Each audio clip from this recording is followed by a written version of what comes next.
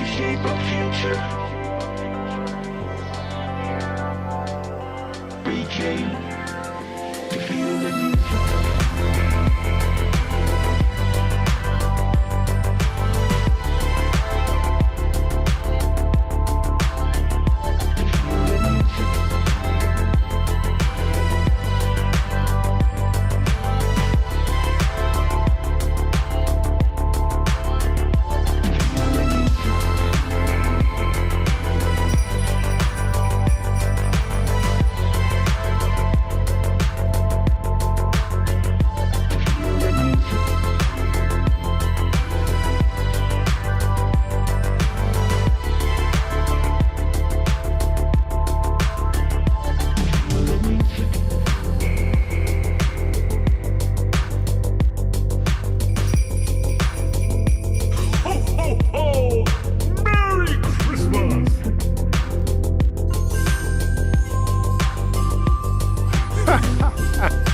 Good morning, everyone. Good morning.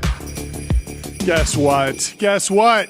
You're watching TBPN! Today is Monday, December 8th, 2025. We are live from the TBPN Ultradome, the Temple of Technology, the Fortress of Finance, the capital of capital. We have new merch in stock. It's not for sale. Look how festive it looks. Look at how Let's festive go to it the looks. wide with the tree. We got the tree with the horse. The horse. Can we get the horse cam up? Okay. Team is going to have some fun with the PTZs, move around, figure out what's going on, show you the rest of the studio. We've been having a lot of fun. Also, we've been expensing things on Ramp. Time is money. Save both. Easy to use corporate cards, bill pay, accounting, a whole lot more, all in one place. We have some new merch. We're very excited about this. This will be making its way out into the world. That's right. We are also excited to talk about Netflix. This is your first time all year in a sort of a casual fit. It is. I know 0 days off. I have that dog in me, unlike you, who's been lazy, cozy maxing, taking days off at left and right. The chat is not a fan of whenever you go casual. I understand that I have a job to do and I'm a professional.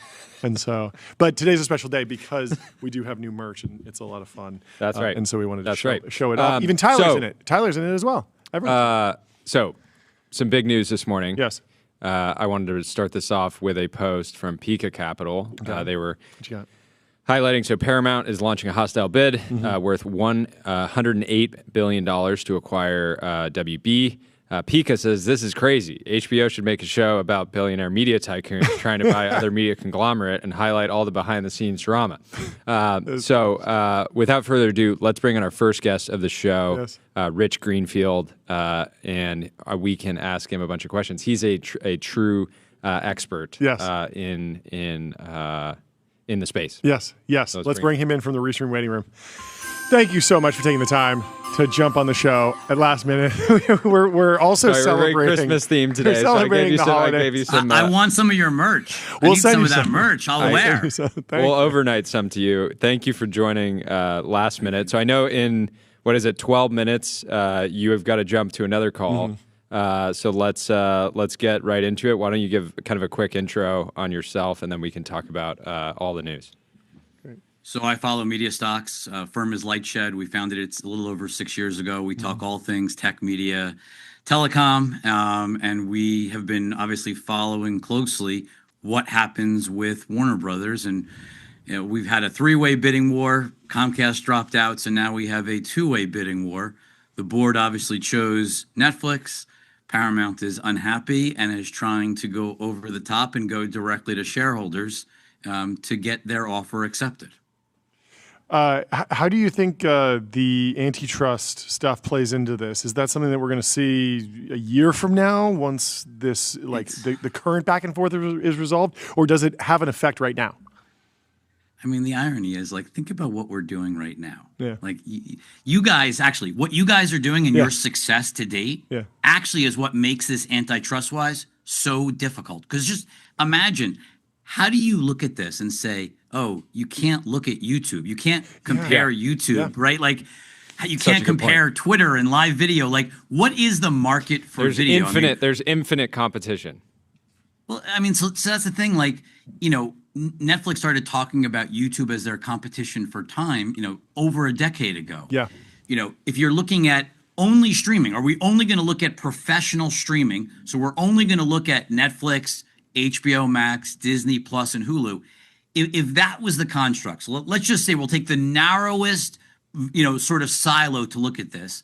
Netflix is 24% of time spent in streaming, premium streaming today. Yeah. So that's no YouTube, no linear TV. Yep. If you add on HBO Max, you get to 28%. Yep. Still doesn't seem to violate any antitrust problem. Mm-hmm. It's certainly a lot, but it's certainly no 40, 50% market share.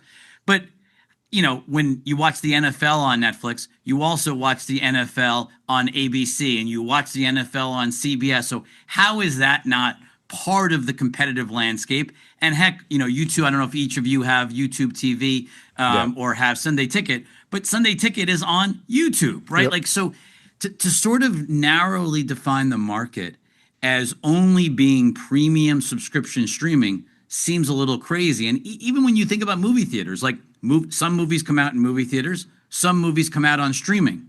Are we only going to look at this as sort of like what's the impact on movie theaters? Or are we going to think about, hey, if Netflix actually owns the movie studio, they'll still do some movies in theaters, but they're going to make a lot more movies in total. And so the antitrust side of this is so complicated.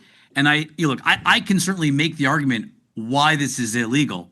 But the question is, would that actually hold up in court? A court actually has to come out and say, this is illegal. That's where it gets much more difficult. Because if you remember back, not that long ago, guys, the government sued AT&T Time Warner under the Trump administration, the first Trump administration, and they lost in court and the deal closed. Yeah.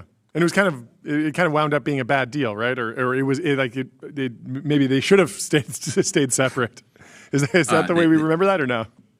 I mean, the way I certainly remember it is when they told them they had to sell something, they should have sold something. They would have done a lot better off, listening to the government. But they fought so they didn't have to sell anything. Yeah. The rest is history. But my point is, we're still a nation of laws. Yeah. Like, you actually have to have a legal basis for blocking the transaction. You have to bring a lawsuit and win in court. Yeah. I was laughing to myself because I was looking for like the perfect tweet to sum up the fervor around, this is going to create a monopoly. This is Netflix is going to face antitrust for this. And I found a bunch of tweets that were people basically saying, like, I miss when Netflix was a monopoly and they had everything, and now I have to go all over to all these 6 different bundles. And I'm like, that's anecdotal, but it's still a funny sentiment out there. I mean, the reality is, honestly, how often do you turn on HBO Max? Like, honestly, how often are you actually watching that? I mean, the viewership is actually pretty small. Like, I love Last of Us. I like White Lotus, but I'm not just turning it on. I mean, the biggest problem HBO has is it's not a daily use activity. Totally. Yeah. No, it's like a Sunday night once a week when there's a show that's so big in the zeitgeist. If I'm not watching it, people will actively call me out and be like, "You're not watching White Lotus? You're not watching Success? You're not watching Game of Thrones?" And I feel like I'm crazy. And so I call it like FOMO TV, which is really good. It's like if I'm not tapped into Game of Thrones, I feel like I'm missing out. Netflix hasn't been able to cover that as much. I feel like they haven't created as much of that.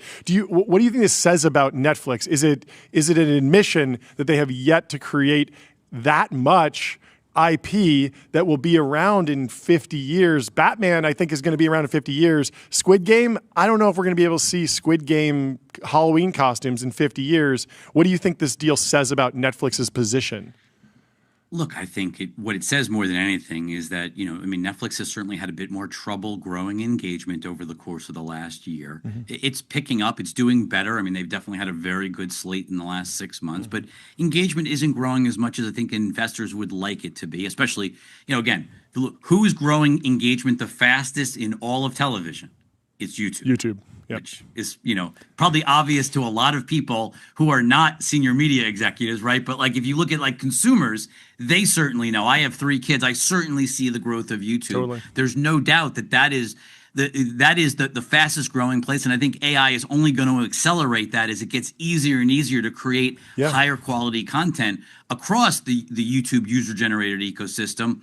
So I think part of this is Netflix is looking at this going, we need even more IP to play with. If we had all of this IP, we could make even more content. We could move faster. Think about it.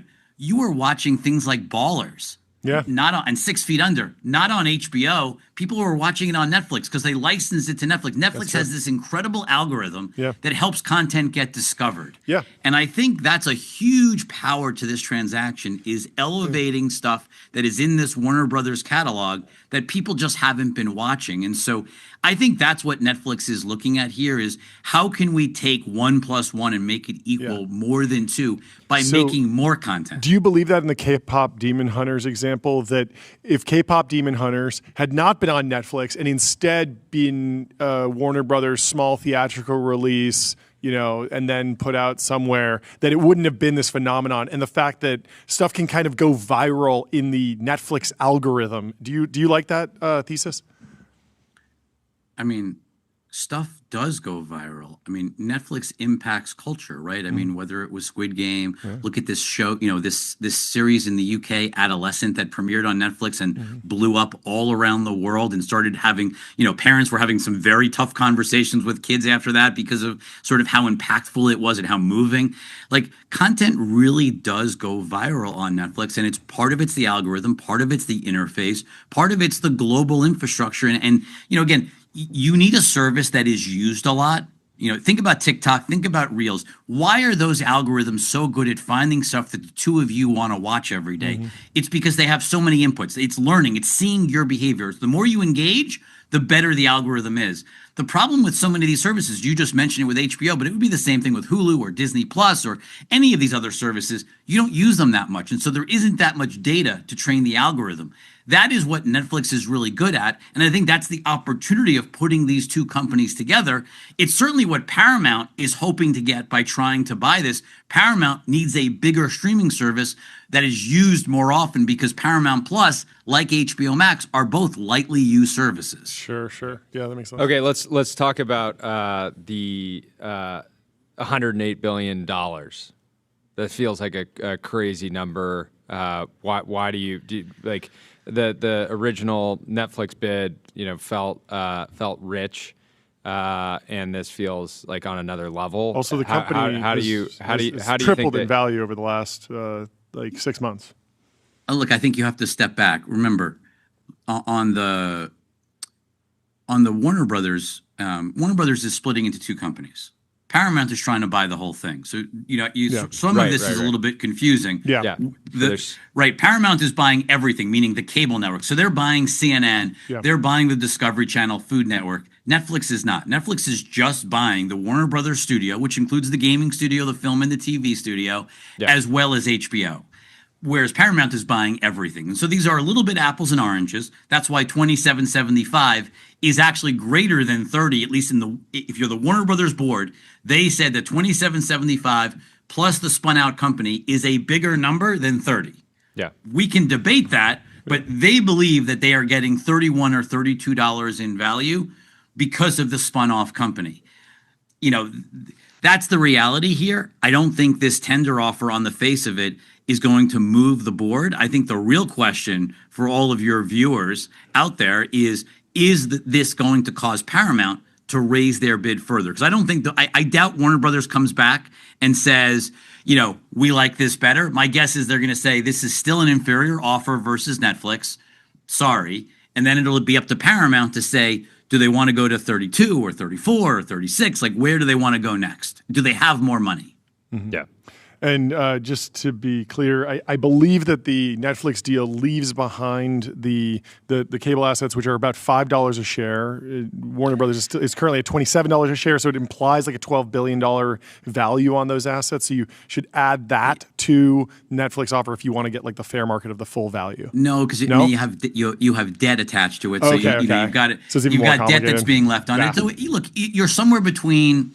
Let's just say in round numbers, you're probably $2 to $3. Could you be at, Paramount says it's only $1. Mm-hmm. Other people say it's at $4. Yeah. Let's just say it's somewhere in the middle. It's $2 to $3 a share is probably a reasonable starting point for what this asset is worth. I mean, look, it's hard to know. It doesn't trade yet. So we're talking about the value of a theoretical public company. Sure. That is a dangerous thing to opine on, especially when you're a levered company, because very small differences in valuation have a pretty meaningful impact. And so, look, I think the reality is, the question is now, the Warner board already made their decision. Mm-hmm. The only way I think this, I'd be surprised if the Warner board did anything different unless there was a notably superior offer from Paramount. Yeah. Which we'll see in time. This, like, you're already levering up a lot. I mean, I think one of the things that was really misunderstood, there was this story going around for weeks that, Larry Ellison was writing a check himself. Like, he was buying this with his, he'd be selling his Oracle stock and he was basically buying this. The reality is Ellison is putting up a portion of the dollars, but a lot of the dollars are actually coming from capital they've raised from the Middle East. You've got $24+ billion is coming from three basically double Middle East countries. double the Ellison's investment, right? Yeah. Correct. And so the question is there more capital? Like, is Ellison not willing to spend more? He's backstopping the whole thing, but how much money does he actually want to put in? How much leverage will banks put on this? That is a big question. You're probably, and when you close this deal, you're probably around 6 times, maybe even a little bit more times levered.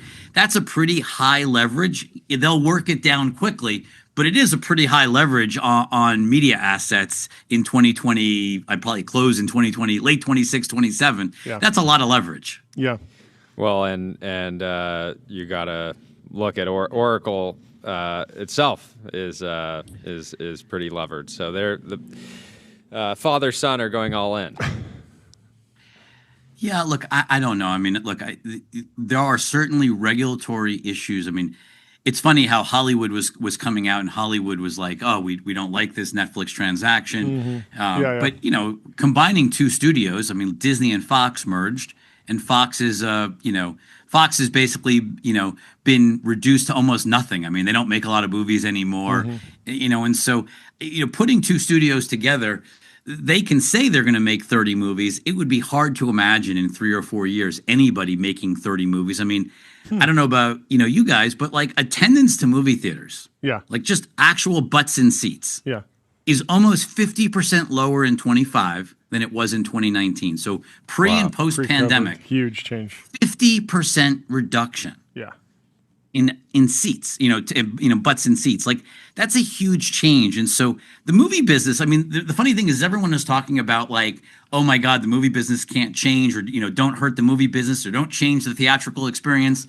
Consumers are voting with their feet. Consumers have pulled back dramatically on going to movie theaters. I think the movie theater business needs to change and needs to adapt to the realities of like unlimited content. I mean, look at what we're doing right now. I mean, you're directly competing with a service like CNBC. Like, competition keeps growing from this thing called the internet, and it's not stopping anytime soon.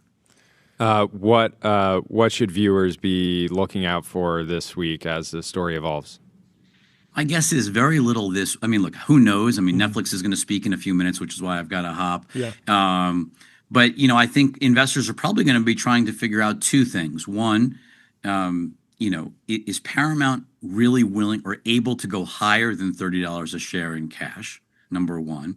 And 2, what is, if they do, what is Netflix's willingness to go above their current bid? I mean, it clearly seems like Netflix raised their offer a couple of times.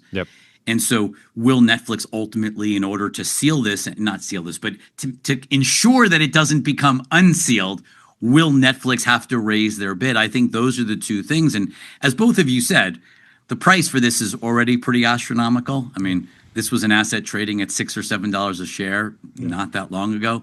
Now we're talking about effectively. We have a friend that I'm sure you're friends with too, who was like, there are no other bidders here, and he's like, it could not be more connected. This was like 6 weeks ago. He was just fully convinced. When there were those rumors of a bidding war emerging, and people were debating. People didn't think there would be one. They thought it was just Paramount. Paramount just running away with it. Yep. But here we are. And I think this is Netflix looking opportunistically and going, hey, can we really? We see how the industry is changing. Can we opportunistically acquire this content and basically light a fire under it? Meaning, like, really, really accelerate the visibility and growth and of all of this content, because there is so much content inside of Warner Brothers that has been lying fallow. That, like, think about when Disney bought Marvel, and you got things like Black Panther, right? That's and incredible. Guardians of the Galaxy, things that you didn't know were really sitting in that library. My guess is there is so much content to play with. That's what's really going on here. And I think that's why Netflix, I mean, again, I would would agree. 6 weeks ago, we wrote a piece. There was no way in my mind that Netflix was buying this. I was totally and utterly wrong. Yeah. Makes a lot of sense. Well, last question. Who do you like for just film and television enthusiasts? Who do you think they're better off with owning Warner Brothers? I think the reality is both of these companies are going to inject. I mean, they both want this asset because they want to build with it. So I think ultimately putting either if you're putting Netflix and their global platform behind this, putting the Ellisons with their, second wealthiest family in the world behind it, either way, I think if you love content, you're going to get a lot more content out of this combined company than you are today. I mean, HBO, again, doesn't make many shows in a given year. You're going to get a lot more content. Fantastic. Awesome. Thank you for hanging out. Any picks for movie of the year personally? What'd you like this year? Movie of the year. Did you see anything, or are you also just scrolling short form constantly? It's like, actually, I haven't seen a movie. I mostly stick to analyzing the stocks. I mean, look, Avatar's coming out in a couple of weeks. I'm it's excited always for hard that. to bet against. Yeah, It's always hard to bet against Jim Cameron. I mean, Yeah. my guess is it probably won't all be in this calendar year, but it probably will be the biggest single dollar, from Totally. a box office standpoint, probably the biggest even if it doesn't live up to the last couple of Avatars in box office, it probably still is the biggest box office film of the year. That's a great reminder. We got to figure out how to get everyone to see that in the biggest IMAX in Los Angeles in the theater, because that's going to be a wild experience. Yep. Well, thank you so much for taking the time to talk to us. Text me if you learn anything. We will and see I'll you. Add it. I'll fill people in. Have a great rest of your And day. get me some merch. We I will. want some merch. We're on it. We'll see Guys, text me your address. See ya. Okay. Cheers. Turbo Puffer, serverless vector and full text search, built from first principles on object storage, fast, 10x cheaper, and extremely scalable. Our buddy Riley Walls was posting on the timeline, how do you search vector embeddings? Did you see this? And Jeff Dean replied, who's like the most legendary computer scientist, founder of Google Brain, still a DeepMind legend, and breaks down how to do it sort of like locally. And then everyone else in the comments was just like turbo puffer, turbo puffer, turbo puffer, turbo puffer. It was awesome. It was a really funny exchange. Anyway, I mean, that was very informative. My take today was basically like, pretty soft take, just saying like people who are saying that Netflix plus Warner Brothers is the worst possible outcome. I was talking to you about this on Friday. I think they're sort of overplaying that narrative, because I could imagine Warner Brothers and Disney being more monopolistic, or Warner Brothers going to Google and YouTube and being like free on YouTube, being like way more anti-competitive. And so the Netflix Warner Brothers, like at the very least, it's like the third worst case scenario if you're going to play that game.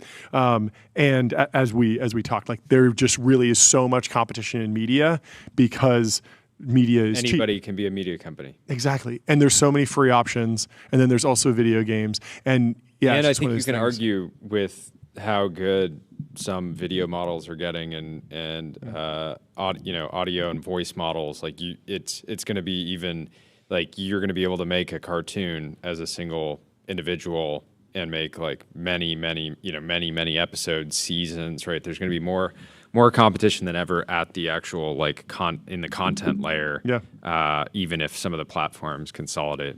I mean, yeah, just a lot of people are putting on they're straight up putting on a 2-hour podcast instead of a movie regularly. Except when you're on the plane flying back from New York, then you got to watch The Fugitive with Harrison Ford. I made Jordy watch it. Give me your review. Fantastic third film. movie We don't know. episode. We don't know how to make movies like that anymore. I would watch movies if all the movies were like that. It's amazing. I think you It's just so need to give good. me. You should put together Movie list. Yeah. your movie list. I have one. Like this Yep. in the next week or so people can watch put it them while we're between like Christmas and New Year's when we're off the air. But absolutely fantastic movie, Yeah. fast pace. I felt like they were hitting me with like Mr. Beast's like brain rot. The editing's cuts. good. People, Like, a lot of times you go back to like the 70s or the 80s, and some of the films are really slow. Like they have these big, long openings where they show you every person. Like the opening credits were a thing. That's Yep. all gone now. But The Fugitive with Harrison Ford, just really fast-paced the whole time. It jumps straight into the action. You're straight into the problem. It's very clear what's going on. I won't give any spoilers, but there's a lot of fun in this movie. So highly recommend it if you haven't seen it. It's fantastic. Have you seen it, Tyler? Oh, wow. Okay. Well, you treat yourself to The Fugitive this holiday season. Also, treat yourself to Linear. the system for modern software development. Linear streamlines work across the entire development cycle from roadmap to release.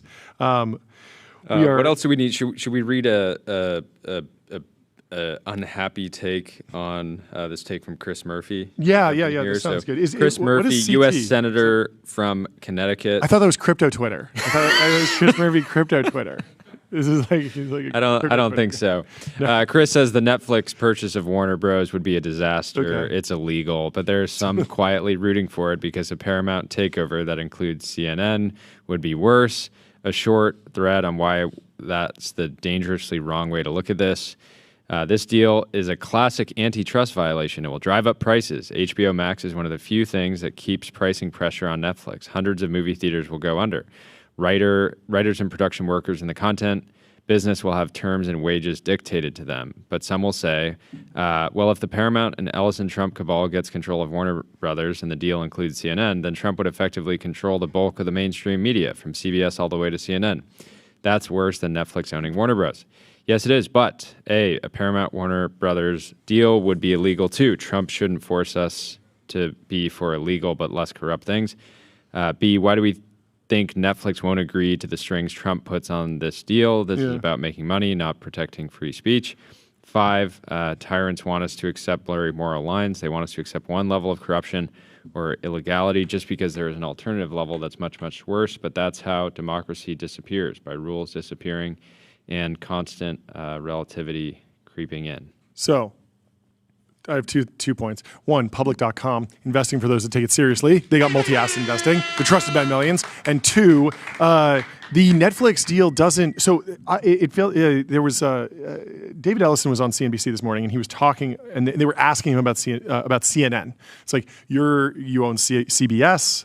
60 Minutes, CBS Sunday Morning, and clearly a lot of people are like, are you going to put your thumb on the scale politically? Is there like a political angle to the way you will steward these media assets? And I don't think people are that worried about the political bias injected into Foghorn Leghorn or Wile E. Coyote or whatever, or even like the Seinfeld catalog. It's not like they're going to like reboot it and it'll be like a right-wing Seinfeld. Like I just don't think that's going to happen. But people do worry about news coverage like CNN, CBS. But the weird thing is that in the Netflix scenario, CNN is left there in the ghost ship. It's a ghost ship. It's a ghost ship. We know this very well from the way tech likes to acquire companies. And so is there a scenario where Paramount loses Warner Brothers, but then still buys the cable business? Yes, I think so. And they get Shark Week, and they get a bunch of fun stuff. HGTV, 90 Day Fiancé. David Ellison with Shark Week. I mean, putting the Ellison family behind Shark Week. People think the Ellisons are. That might be good for sharks. Indeed. Welfare. So here's the thing. So we talked with Rich about how like more competition than ever at the content layer. It's very cheap to create and distribute content. It's effectively free. Yeah. That said, there's feels like in some ways more of a monopoly than ever on truth, if that makes sense. So legacy media properties have a monopoly on truth. Yes.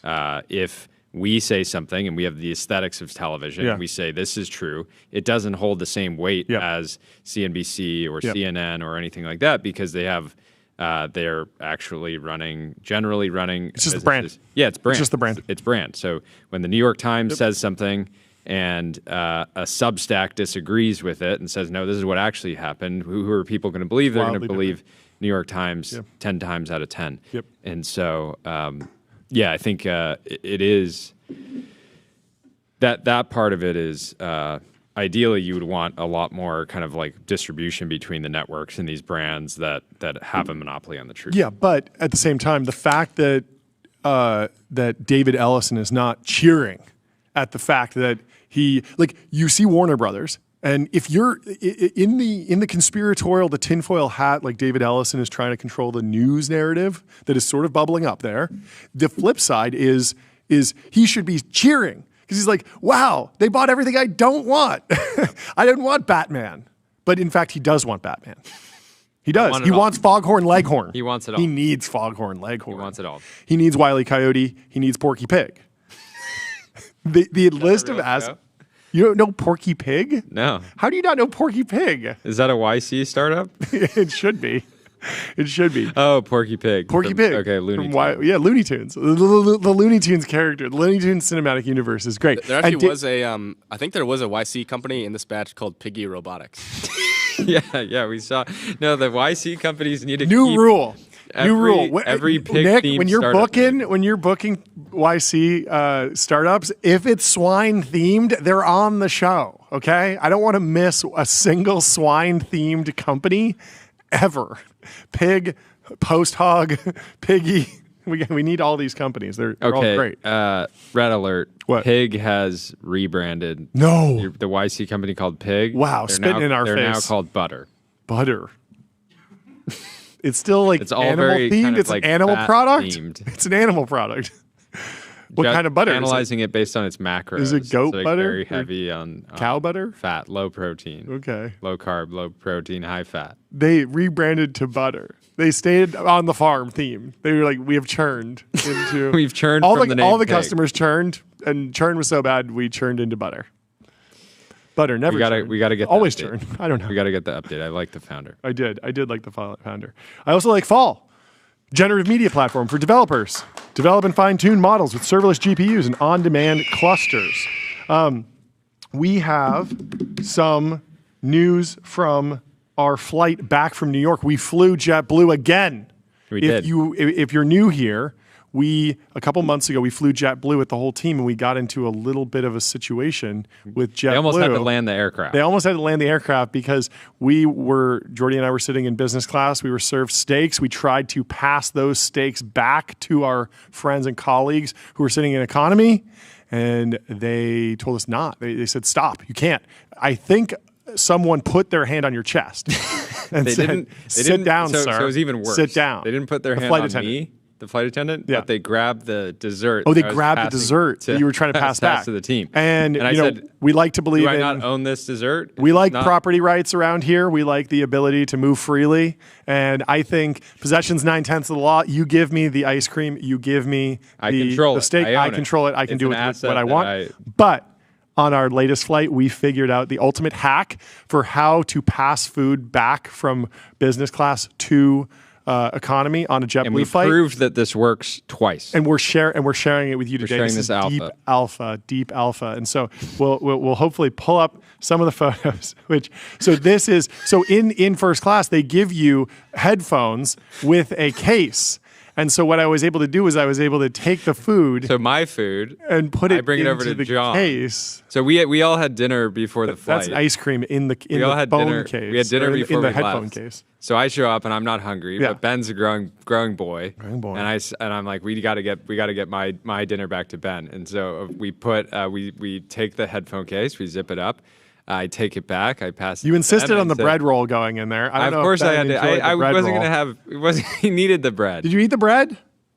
I ate all of it. Okay, wait, was the bread over buttered? Or did it have the appropriate amount of butter? It had a lot of butter. It had a lot of butter, I thought right? you were loading me up. Jordy insisted on giving you the full pat of butter, and I thought maybe half a pat. I just wanted you to have optionality. Okay, well, I guess you had optionality. You could have taken it out, but what would you have done with it? I didn't have anybody sitting next to me. Oh, you didn't? So Okay. I- King No, of the but castle. there was a guy across the aisle from you. He was giving me the dirtiest. No look. way. He was like, I yeah. thought he. Like, those I aren't headphones in there. I thought he was gonna say like, if you don't bring me back food too. I'm Oh, telling. you wanted? You just going to tattletale?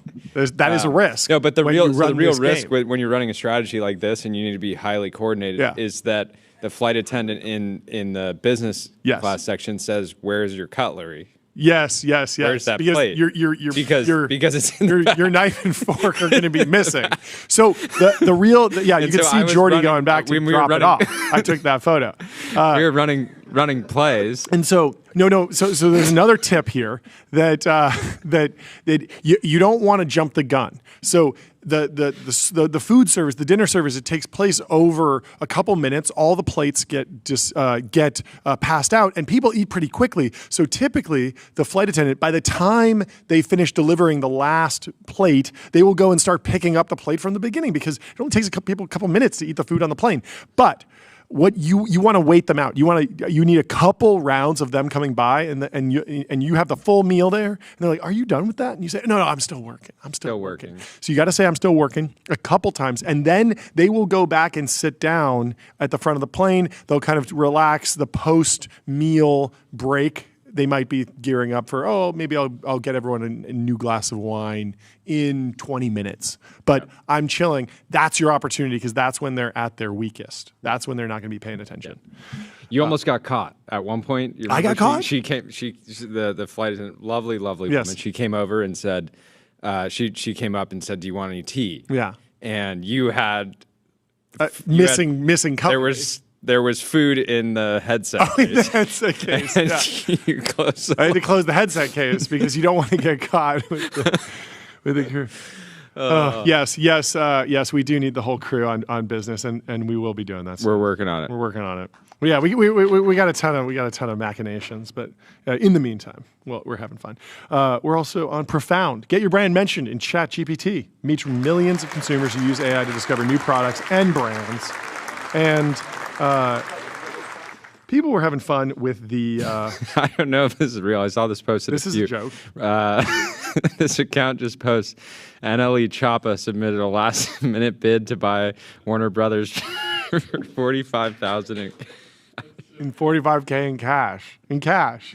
It's like it actually is relevant because the other offers are heavily debt laden, and so if you care about that, if you want an all cash offer, this might be your best get. It's a pretty good offer. This is the best option if you only want. Andy, who's been on an absolute roll lately, says you're laughing at him, but how much did you put up to buy Warner Brothers? Exactly.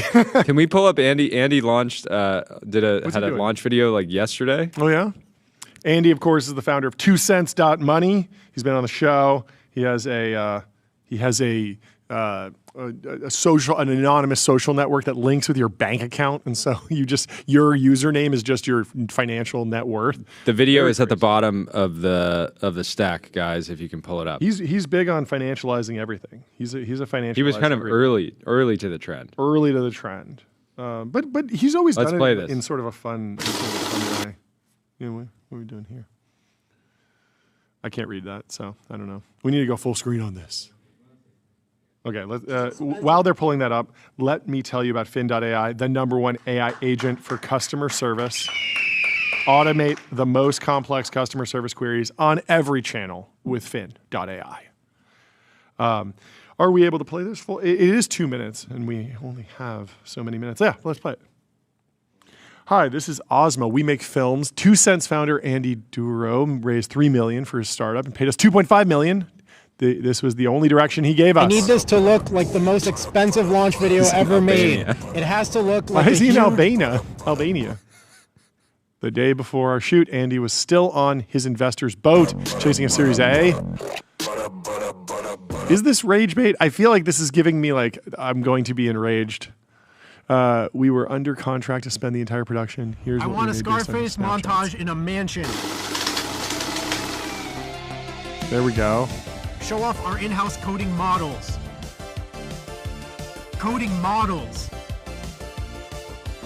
And they should be coding in Rust. Not just tiny apps, but full-scale system architecture. The cinematography here is wild. Like this one. It's. And I want the bathtub scene from The Big Short, but add more models and have one of them explaining the value prop of 2 cents. So basically, you know how everyone on social media pretends to be rich? The problem is, it's all fake. Then we should have the models reenact that scene from The Wolf of Wall Street. You know, the one where Leo's boat gets seized by the FBI?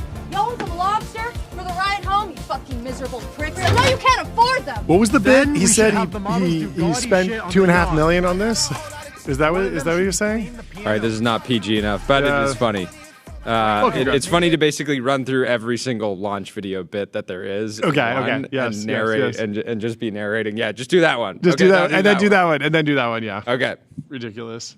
There you go. Well, Buko is saying the more he reads about the Netflix deal, the more it seems like, 1, this is bad for everyone that isn't Netflix. 2, this would be very good for Netflix. And 3, it should be blocked if our system still works. So he is a block the deal guy. Ernest says it's extremely pro-consumer. New price is going to be lower than the current standalone Netflix plus Max price with superior UX for subscribers. And Buko says, I don't think you can say it's extremely pro-consumer with any sort of confidence. Yeah, this is It would when give them tremendous pricing power. a few people have said, "Oh yeah, like it's going to be cheaper," and it's like, okay, is it going to be cheap? It's going to be cheaper like right away. Is it going to be cheaper? In no way. 10 years? Yeah, No way. yeah. You own And all the IP. I mean, there's nothing more long-term pilled than a public company. Like they love thinking in decades, and like no, I mean They're like a company like Netflix truly can be like yes, like it's you know, the price how is do we going to be like actually increase $99 a month Yeah. by 2035. It might be a steal. It might be a steal at 99 if you're getting Seinfeld and Foghorn Leghorn and Porky Pig. This is a good walk through history. Yeah, what is John Ehrlichman says, Yeah. December 2010, Time Warner views, this is a New York Times article, Time Warner views Netflix as a fading star. For the past year, executives at big media companies have watched Netflix with growing resentment for its success in delivering movies and television shows via the internet, for its stock price nearly quadrupling, for its chief executive being named Business Person of the Year by Fortune magazine. I imagine at that time they were thinking, well, it's cool that they can deliver movies, but they'll never be able to make content. And of course, now they're recently buying them. Netflix to buy Warner Bros. It is such a big deal. Like 83 billion. It almost feels like small compared to like all the AI valuations and stuff and the hyperscaler valuations. But Netflix is only a $400 billion business by comparison. So like this is 20% of their market cap essentially. Like it's a serious merger and would be huge integration. I do wonder about that question of like how many movies they would be making per year. Would they try and still make 30 big movies or something like that? I feel like if you don't make those big movies, you don't get you don't develop the new IP. Like if you look at what Avatar has been, this like incredible undertaking from just so much money poured into the production there, but it's probably the best chance at getting something that's actually like an enduring legacy, where it's like, yeah, people are still talking about the Avatar multiverse or cinematic universe in 5 decades, 10 decades, in a long time. It's very, very hard to be sticky if you're not taking big swings and doing things that are like actually really, really bold. Anyway, while we move on, let me tell you about Gemini 3 Pro, Google's most intelligent model yet, state-of-the-art reasoning, next-level vibe coding, and deep multimodal understanding. There was this hilarious clip where apparently in 2013, this is from Matthew Ball, everyone's forgetting Netflix Q4 2013 earnings Tyler, call. you know Ball? When? Yes. Which Ball? All. Do you know all Ball? All ball. Wait, but do you actually know Matthew Ball? Here we go. He doesn't know Ball. Whoa. You got to know exposed. every analyst with the last name Ball. I wonder if they're related. Anyway, Reed Hastings is asked about the HBO CEO's thoughts on password sharing, and he replies, I guess he doesn't mind me then sharing his account info. It's Pepler at HBO.com, and his password is Netflix, BITCH. What a weird thing to do. Was that actually his password? It's such a weird meme. Here, let's play the actual video. Is that the clip? I know Trung fan clipped the actual. I guess Plepler's there we go. the CEO of HBO. Doesn't mind me then sharing his account information. So it's Plepler at HBO.com, and his password is Netflix bitch. This is like an insane. He must be joking, but it's like such a weird sense of humor. Maybe it's just out of context. Maybe if you watch the full thing or you understand the conversation that was happening in 2013 around the two companies. But like, even if that's not his password, it's like it's annoying to share someone's email publicly, right? Because they just get a bunch of spam, I think. But maybe this earnings call was like so narrowly watched that no one really. Would spam him, but I don't know. I would imagine it'd be really annoying to have your email leak on an earnings call. Anyway. People really want Lena Khan back in the driver's seat. Sammy Gold says, Lena Khan, you can have this one time. I don't really understand why people are so against this. It doesn't. The idea of Netflix owning Succession, The Soprano, and The Wire. Well, the TV stuff doesn't seem that bad because that was never in theaters. I guess I do understand people who are saying like they're going to own Lord of the Rings. Seeing Lord of the Rings in theaters was a special thing, and that special thing might not happen anymore because it's incompatible with the modern business model. And so, if you're a Lord of the Rings fan and you really like the movies and you did not like the show, well, then it's like get ready for more shows and less movies, probably.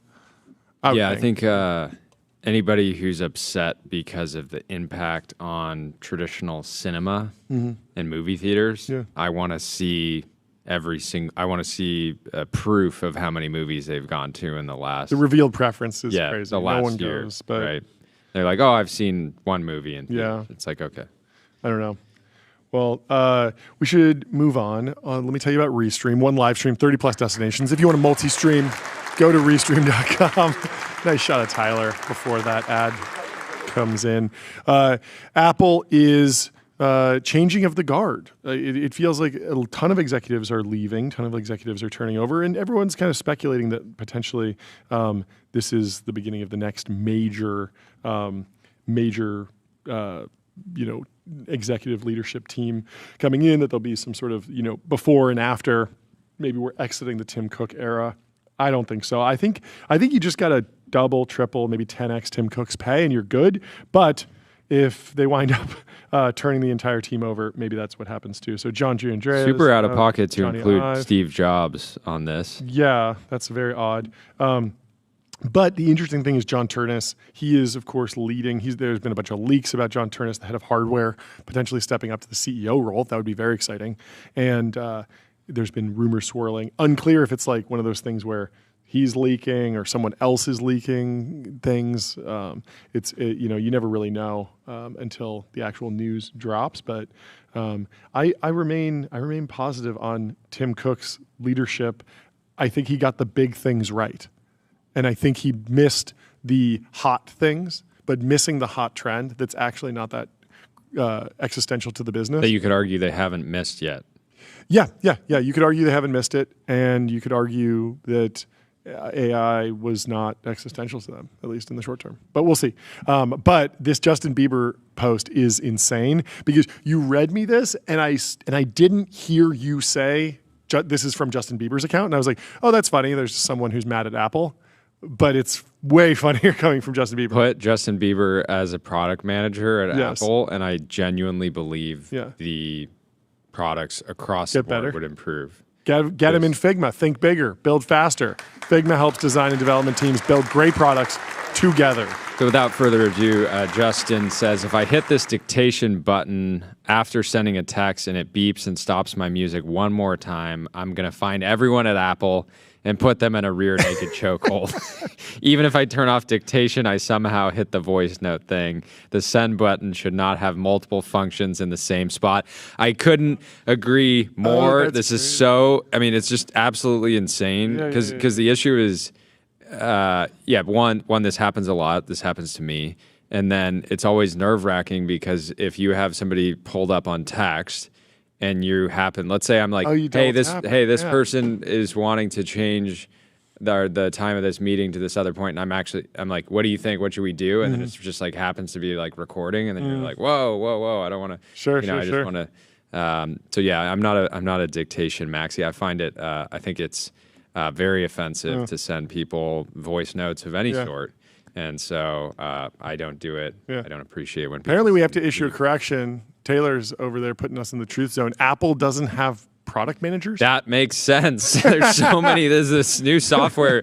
Every time I open an app made by Apple, there's a new bug. It is the software is. A lot of it. I mean, I'm now living with the new iOS 1700 for a month or so. It's 26. They're on the car release schedule now, right? Living with it for a while, I feel like they made every app worse with the new update. You're still upset about it? Yeah, I'm fine. It's not the end of the world. Yeah, every app design I think is worse. I expected to like get used to some of the new stuff, and I'm still like, oh, the photo app. Skill issue. Just get used to it. I'm getting used to it. I feel like a lot of these apps when they go through Brandon these Jacoby truth zone comes to over the truth zone. It says in the X chat, truth zone to the truth zone. They historically have not had PMs, but that recently changed. Whoa! Okay. Yeah, OTP agrees. Wow, Apple does have PMs. Taylor, bro, I'm incorrect. Oh, well, I'm glad we have a debate in the chat going. I know for a fact that Apple does have data analysts. I don't know if they use Julius AI, but they should, because Julius is the AI data analyst that works for you. Connect your data, ask questions in plain English, and get answers in seconds. Mark Gurman says, Gurminator. Apple, the Gurminator. Mark Gurminator himself says Apple executives have floated the idea of combining hardware engineering and hardware technologies divisions as one combined group under Shroji in order to retain him. So this is, of course, Apple's chip chief, Johnny Shroji. Hopefully I'm pronouncing that correctly. Chip chief. The chip chief informed CEO Tim Cook he is seriously considering leaving the company and would likely continue his career elsewhere rather than retire. Apple is urgently pushing to keep him. He remains, at least for now, according to the Gurminator. The Gurminator says, again, they're floating the idea of combining hardware engineering and hardware technologies as one combined group under Shroji in order to retain him, but that couldn't happen until and if John Ternus becomes CEO. This would make Shroji the clear number 2. In more important news, Mark Newsom, the designer of the Apple Watch, just released a new watch himself. And it is mechanical and costs only $60,000. That's a video, by the way. Play this. This is a crazy video. Look at this. The dial is spinning, and yeah, wow, it really looks like UFO inspired. It's $60,000, jumping straight into the Holy Trinity tier, I suppose. What's your honest review on this? I think it looks very cool. I've never thought I want a watch that looks like it's in the same universe as the Apple Watch. Sure. But at the same time, I can really respect. Yeah. I think this looks very cool, and I think there's a consumer out there where they were like, finally, somebody made a watch for me. I love this. Yeah. Should it be sold by Apple? The Apple Store has a number of products that are not created by Apple. You can go and get, they had a partnership with Beats for a while. They wound up acquiring Beats. They also will sell different, stands and USB hubs and cases and all sorts of different, accessories that sort of live in the Apple world but aren't directly Apple products or made by Apple. Should this be sold at the Apple Store? What do you think? $60K feels like a different tier, but I feel like if I'm trying to sell something for $60K, I'd go to the Apple Store and say, a lot of people with $60K to spend on a watch walk into the Apple Store and pick up a couple laptops. Nick, new challenge. Yeah. Get Mark Newsom on the show. Okay. And we will talk with him about it. Also, get on graphite.dev, code review for the age of AI. Graphite helps teams on GitHub ship higher quality software faster. Well, let's keep moving on in the timeline. Theo agrees with Justin Bieber. He is entirely correct here. Okay. I agree with Theo. Well, we got to pull this which one? Video up of Bill Ackman in Japan. This is an incredible aura farm. There's something so interesting about being caught on, another country's television, it looks like. So this is... I couldn't tell if this was actual TV or streamers. Who knows? It just has an incredible vibe to it. So it's a Japanese show. Is that man's face blurred out? Why is his face blurred out like that? It's Maybe, odd. that's a respectful thing to do if you didn't want to be... Oh, yeah, I guess they didn't sign a release, so they can't have him play it. Here, can you turn it up a little bit? I like that she's such a fan. She's such a fan of Bill Ackman. Can you start it over? Because we missed the beginning. And these graphics. Bill Ackman. Yes. Bill Ackman. Is that Bill Ackman? Bill Ackman? Wow. Japanese TV, see? 松 TV. 井さんが思わず興奮して抱きついたこの方は The graphics package is electric. Okay, you saw the we can little, pause it. you see the stars and yeah, right there. And if you go back a little bit, it's like a puff of smoke that comes off of the text. We don't know how to make text like that. We don't know how to make chyrons like that in America. Look at our chyrons, just getting mogged by the Japanese TV channel with Somebody sound in the effects. chat says, did that woman just pull a Japanese "May I meet you" on him? Yes, 100%.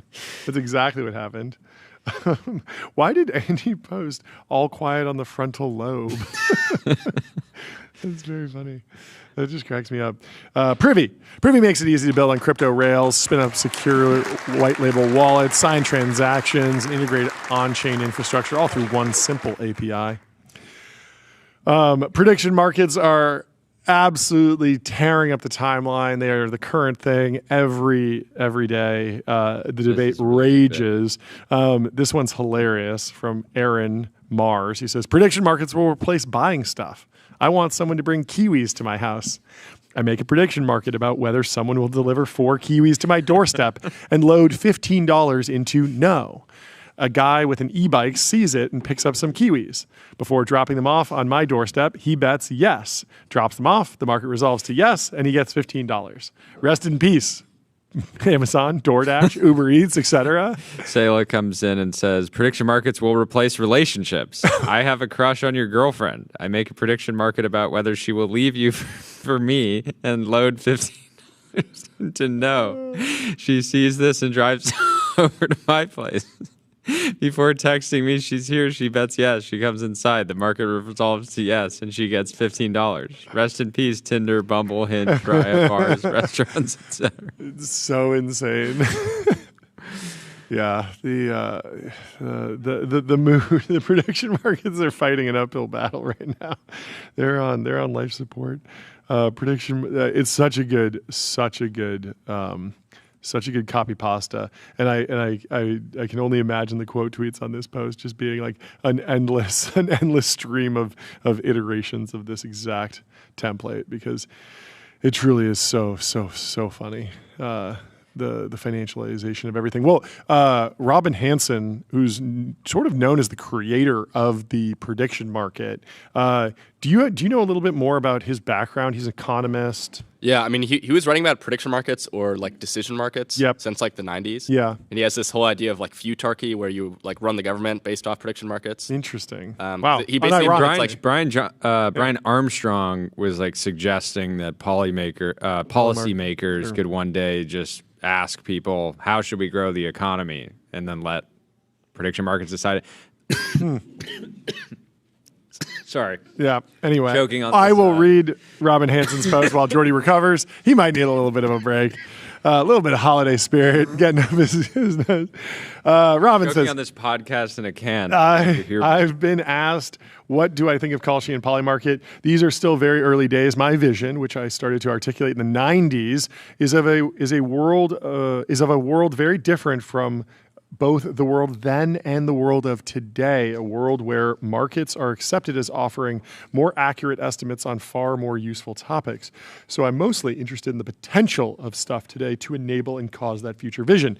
The policy questions on Polymarket and Kalshi trending now seem plausibly like topics where some people might find their estimates useful in making personal or collective choices, but I don't have great confidence in that or know who these people are. So I think that like we saw a glimmer of this in the sense that if you were running a business that stood to benefit from the Trump administration or hurt because of the Trump administration, maybe tariffs or something, like if you were manufacturing T-shirts in China and you were like, okay, if Trump wins, there'll probably be more tariffs, probably another trade war. What's the probability that Trump wins? What's the probability that I have to do a fire drill, a code red to move my manufacturing to Singapore or something? You could make a business decision based on that. I agree with him. Like, I don't really know how many people were doing that seriously. And also the prediction markets were like 55%. You know, it wasn't like 90%. It wasn't like that clear. Yeah. It wasn't like, oh, everyone just knows what's going to happen. It was like, oh, yeah, like, slight edge this way. Yeah, I feel like people remember when they think of prediction markets on the election night, they remember like actually on election night when it did start to go towards 90% and beyond. Totally. But yeah, I mean, if you're trying to plan for like a forthcoming Trump administration, it's not like you could go to prediction markets 4 months earlier and get like a definitive correct answer. Like that's just not the way. That's not the way it played out. But he continues. He says, but if these systems continue to grow in size and to attract users and competitors, they could lower many of the costs of creating and managing such markets, allowing a lot more experimentation with markets like those I find more promising. My long-term vision. Of course, if these systems induce a backlash that gets them outlawed or drastically shrunk, that may plausibly block or at least long delay my vision. I don't personally mind people having fun knowingly betting on sports, on actions that celebrities can influence, or on topics where insiders have big info advantages, like mentioned markets. But I see many people complaining about these things, and I fear a new prudish temperance movement may shut them down, and as a side effect, shut down the more promising markets that I've envisioned. It's an interesting take. I think it's a really big question on the prediction markets. It's not like there's a positive and a normative side of these things. So in economics, there's positive questions, normative. Normative is like what should happen. Yeah. And positive is what will happen. And so there's a question. I think a lot of people on the timeline are debating prediction markets on moral grounds, on what should happen. They have a thesis on I believe that this is great and this is good and it should proliferate, or I think it's bad and it should be shut down immediately. There aren't that many people that are actually thinking clearly right now about like what will happen. Like how big will these markets be? How prevalent will they be?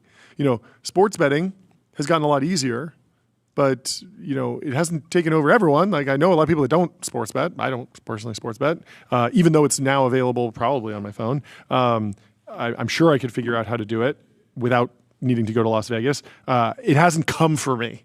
It hasn't just like come and sucked me in. And so we have Sugar and Jetty coming on the show on Friday to debate some of this in more detail. But I think that there's an interesting separation to just try and understand what will happen. And he's saying, he fears a new prudish temperance movement, which is very clearly real. Lots of people dunking on this stuff, may shut them down. I don't know. It's unclear. Like, will there actually be action related to the prudish temperance movement, or will the prudish temperance movement be confined to spicy quote tweets, right? It's also possible to get to the future that he's envisioned since the 90s. You need to have sports markets. Yeah. And that, again, is not necessarily maybe how he would want things to evolve, but it might be a necessary step to bring enough users to some of these applications to have the durability and the attention necessary to create some of these other markets. But I think so many people are just absolutely sick of the marketing and just the feuding between Kalshi and Polymarket. That part of people's prediction market insiders are outsiders don't even know the difference. For sure, I'm talking about on X they just specifically. think like, oh, financialization of everything is bad. X specifically, but like if we were on X and like FanDuel and DraftKings were just constantly going at each other all day long, everyone would just be like, please leave. Oh no! I think they are. Like I think we have the CEO of DraftKings coming on the show tomorrow, but I do think that the traditional sports betting world is also just very cutthroat. I think though, I mean, it's such a go back and read some of the. No, I'm not. Go back and read about the development of Las Vegas.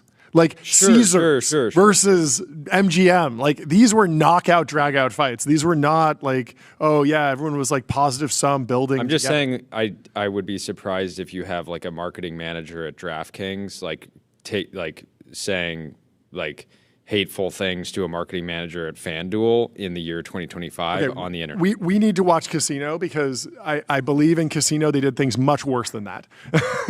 and not that Casino is a documentary, but I do Gabe think that in the the chat says, I talked to the presidents of the National Hockey League and an MLB team about how mad the prediction marketing was. They agree, pure slop. Yeah, it's a crazy time. Time to study the greats. Time to study history. Time to study ADIO, the AI native CRM. ADIO builds, scales, and grows your company to the next level. And the next level of this show is Delian Asparouhov, partner at Founders Fund, co-founder of Varda Space Industries, in the Restream waiting room. Now he's in the TBPN Ultradome. And if I'm not correct, are you in Miami? There's sort of sunshine in California as well. Okay. Sometimes it does feel like it. I'm just wondering about your backdrop. Is this San Francisco? Where are we? Take us. I mean, you're so used to seeing you in the Varda office. It's true. Today you're catching me in the Presidio. If it's too bright, let me know. But I didn't turn down the blinds. But I like just getting blasted with sunshine whenever I can. It's great. I think it's actually adjusting. So you look great. I feel great. Fantastic. Take us through the. It's been a while since we caught up. Thank you for hopping on the show after a hiatus and breaking your silence. I want the quick update on Jared Isaacman first. What's the status of things there? What are the implications? What's the mood in the space economy? What's the mood amongst your team? Are people excited? Are people thinking that that's going to move forward? Yeah, look, I think I can't imagine sort of a better sort of leader for NASA than sort of Jared, right? Somebody that literally is willing to put their life on the line and actually do some of the he did literally the first commercial spacewalk that's ever been done in human history, right? So he's putting his neck on the line, but then also somebody that has obviously built a phenomenal business and understands how to think about ROI, how to manage a workforce, how to think about connection into capital markets. And so I generally say across the entire commercial space industry, ecstatic mood, my various moles in the sort of Senate, et cetera, make it seem that things are all sort of tracking on plan and going well there. He's definitely got to sort of pay the piper and shake hands and everything, but he's done that, and then in some ways it's the likelihood that they pull it for a second time. It's man, you already shot the guy down to the ground once, can't do it again. So I feel highly likely. I think there's a ton of implications for that. Probably the one that I get excited for the most, just as an American, is the likelihood that we make sure that we, sort of beat the Chinese, sort of back to the moon. I think just, sort of increase significantly, sort of through him. And there's already, some rumors starting to, come out of his interest in starting to get, more and more options to the table in terms of how we, sort of get to the moon beyond what's been, sort of currently contracted. And so, I like that, and I like, I think we talked about this in some of our prior, sort of discussions, but I really like this program called Clips within the Lunar program, where basically rather than trying to set a budget and say, here's how I want you to build XYZ thing, the way that they basically pay contractors is just a flat fee for each kilogram of down mass down to the lunar surface. Basically, it's just you get something onto the moon, we basically give you, I think it's basically $100,000, basically a kilogram, but you get margin on that, you figure out how to do it cheaper, great, that's all on you. But that's to me where NASA should be. It's for these things that aren't yet really commercial and don't make sense, be the first buyer, establish the market, and then that's what kickstarts basically the commercial, sort of economy side of it.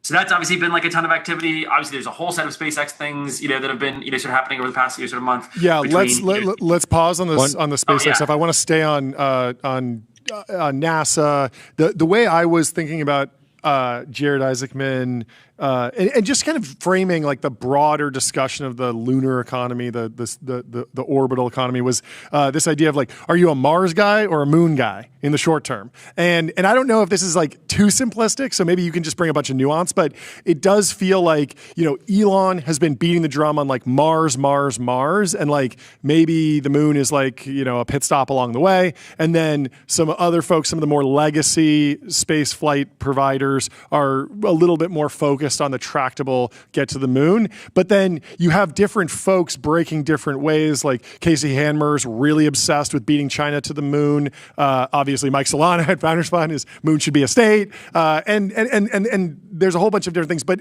do you think that there's a real trade-off between should we be prioritizing moon or Mars in the short term? How do you think about that? When I think about like why Elon was so dead set on this, like, call it, 5 years ago, 10 years ago, I think it had more to do with the fact that the moon can be seen as a distraction if our capabilities as a species are limited, because the moon is not a place where you can set up a sort of permanent colony that is sort of sustainable and independent of Earth, right? Sort of no atmosphere, terraforming is impossible. In some ways, like because that likely to be highly, highly dependent on Earth. So it's not really like a backup, sort of function, relative to sort of Mars. And so when I think about like Elon of 10 years ago, it was basically like, look, we're so decrepit as a industry in the United States or across the globe that if we like set a goal, we need to like really keep the goal very, very focused, and so you have to go straight to Mars. I think just like the world of today is fundamentally very different, where we're just like much more capable of an industry in terms of just like I don't know if you guys saw this, but I tweeted that in November was the first time in human history where there were more orbital rocket launches than there were days in the month. That's right. That's the first time that's ever happened basically in human history. And so that obviously sort of points to like we just like are much more capable as a species. And so in that world of more called like space abundance, I don't worry as much. And I admit that I've always been more on the moon is absolutely the right pit stop on the way to Mars, and advocated for that for a long time. And I think in this world of abundance, it's a lot easier to see that. And now you even have Elon, in some ways has totally reversed course of he talked about like making a mass driver on the moon. So you make like huge amounts of solar panels and data centers there, and then are shipping them up, basically, to orbit. Mass driver, define that. Yes, 1 second. Let me just shut the blinds real quick. Yeah, no worries. While he's shutting the blinds, let me do an ad read for Cognition. Cognition is the team behind the AI software engineer, Devin. Crush your backlog with your personal AI engineering team. He's also an investor, so I don't feel bad doing an ad read for his own company. I feel like I just kind of got paid for that a little bit too. There you go. Rob Scott Woo, baby. So if it was a competitor to FF, I wouldn't do it, but I got to sneak these things in, got to pay the bills over here.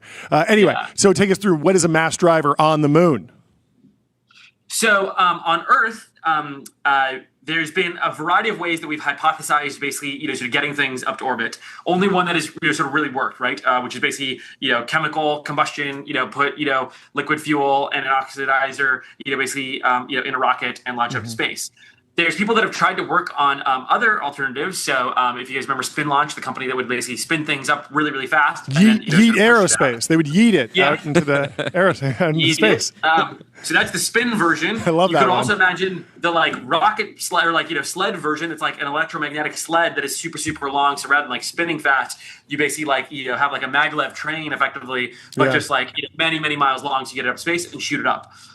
Now the reason that that's difficult on Earth is down here on the surface, where the spin launches or the maglev sled thing would be, are still in the atmosphere. And so by the time you're getting to call it, if you got to orbital velocity, you're still in this thick atmosphere. And so it's just crazy heat, crazy drag, et cetera. And so really difficult, basically to do. And so it's basically why we effectively use rockets, is because they have a way of starting off slowly while they're in the atmosphere, getting out of it, and then going more quickly once you're out of the atmosphere. On the moon, there is no atmosphere. And so the advantage there is you can basically set up effectively like a maglev track. You also don't have to go that fast because the moon's gravity well is way less. And so it's super easy to basically imagine a world where we mine a bunch of very simple metals and things like that on the moon, make this magnet train, and now all of a sudden you just have something on the moon that you can point towards Earth if you want to send something into low Earth orbit, but also now if you want to point it out to Jupiter or Mars, etc., it's just a phenomenal. Effectively, you can think of it as train station, effectively, where I wouldn't be surprised that even if we are going to Mars, there's a world where maybe the humans are just going straight from Earth to Mars, but I wouldn't be surprised if a lot of the materials or metals or produce things, especially if we have an industrial outpost on the moon is the one that is sending the solar panels to Mars, or is sending the bioreactors, or the agricultural equipment, etc. That stuff's all coming from the moon because it's literally basically free to effectively send it to Mars. And so that's an idea that's been talked about in sci-fi for a long time. Partially, in some ways, it's also it's the best weapon in the world. In that you can just shoot a rock at the Earth really fast and then hit anybody that you want, and you basically can't stop it. But yeah. Speaking of space weapons, is there any movement on Golden Dome? So I don't know if you guys saw, but MDA basically put out this shield IDIQ for where they're going to do a lot of the Golden Dome work, not all of it. I want to say it was now 2 Wednesdays ago. Maybe it was a little earlier than that. Maybe it was last week. But they basically announced that about, I think it was 3,000 people had applied to be a part of the program. About 1,000 contractors basically got awarded to be on contract. And to sort of acknowledge my colleagues, thank you to the sort of Varda team for putting together a great proposal and technology, and we got to be a part of that. Still would say all the stuff is early in that there's definitely some the Space Force actually announced that they gave out their first space-based intercept contracts. They didn't name who won those contracts because of national security reasons. Okay. But yeah, you're starting to see stuff that was sort of theorized early on in the admin, and now Space Force has obviously handed out those first contracts. Missile Defense Agency has handed out those first contracts, and so becoming real. I'd say in terms of first demos, fielded capabilities, you're still a little ways away. I think by end of next year, you'll probably start to see some of the first stuff really sort of happening, and then in 2027 is where I think you'll just have a bunch of demonstrations across everything from space radar, space-based intercept, space to ground stuff, advanced ground radar systems, advanced hypersonic interceptors that come from the ground, from all these sort of new both traditional sort of primes and some of these neo primes coming to the table for Golden Dome. So becoming real. I think the important thing for something like Golden Dome is you want to make sure that if there's a change in administration, you get to keep some of the advancement capabilities, and the best way to ensure that happens is make sure that they're fielded. If a new admin comes in and it's still an R&D land, it's easier for them to cancel it. Oh, sure. Versus if it's something that the warfighter literally has access to and is using, well, then it's sort of much more likely that that they're going to sort of keep it around, because the warfighter will insist on hey, we built this and we use it, and this helps us deter China. Why would we unfund it, basically? Yeah. Do you have any idea how Jared thinks about the NASA budget? It was about $25 billion last year. I could see one stance where it's $25 billion is a lot of money and it's enough. We can do a lot with it. There's another, I could also imagine him being we got to get those numbers up. I think politically right now, the White House's budget was actually less than sort of $25 billion. And so the likelihood of him, coming out publicly and saying, I want more, probably doesn't totally jive with hey, Trump just reappointed you. But I think keeping it flat, but using it far more efficiently, that I can see him being a huge advocate for. And he's made it pretty damn clear. We've talked about this before, but I mean, especially now with, one thing that we haven't talked about, is New Glenn, right? For the first time, we have a second, orbital rocket that is reusable in the United States. And by the way, that thing is really big, right? It is much larger than a Falcon 9. And so at this point, when you've got both Starship flying regularly and you have New Glenn flying regularly, the idea of NASA still building rockets through the SLS program is even more crazy, because it's you have multiple commercial providers. And by the way, Neutron from Rocket Lab will probably be online next year. Stoke Space will be online. So I think the exciting thing about Jared is just a strong willingness to go slash out budgets that are things that the commercial industry is already doing more effectively, more cheaply, and then go assign that to things like CLIPS, lunar landings, et cetera, that are where the strategic focus needs to be. So I think Jared is going to be the advocate of keep it at 25 billion, but we're going to do a heck of a lot more with that 25 billion than we were before, because there's just a bunch of things that are very large programs that now can effectively just be cut to zero. Yeah. Do you know what's going on with asteroid Bennu? They discovered some sugar stardust. This was last week it got announced, but we didn't really get a chance to cover it.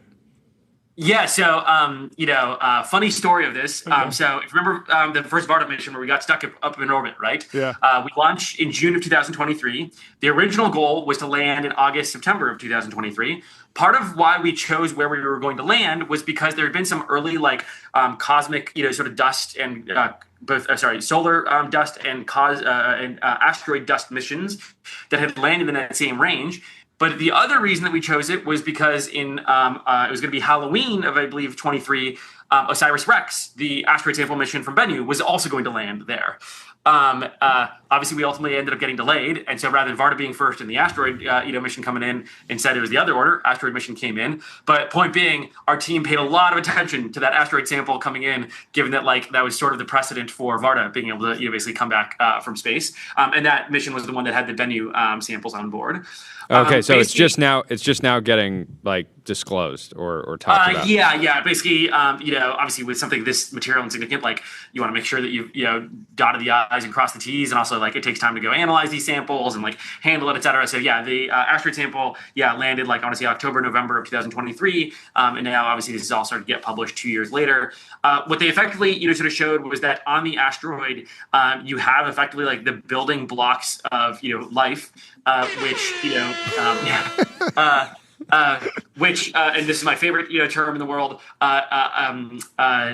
build more data for the panspermia hypothesis.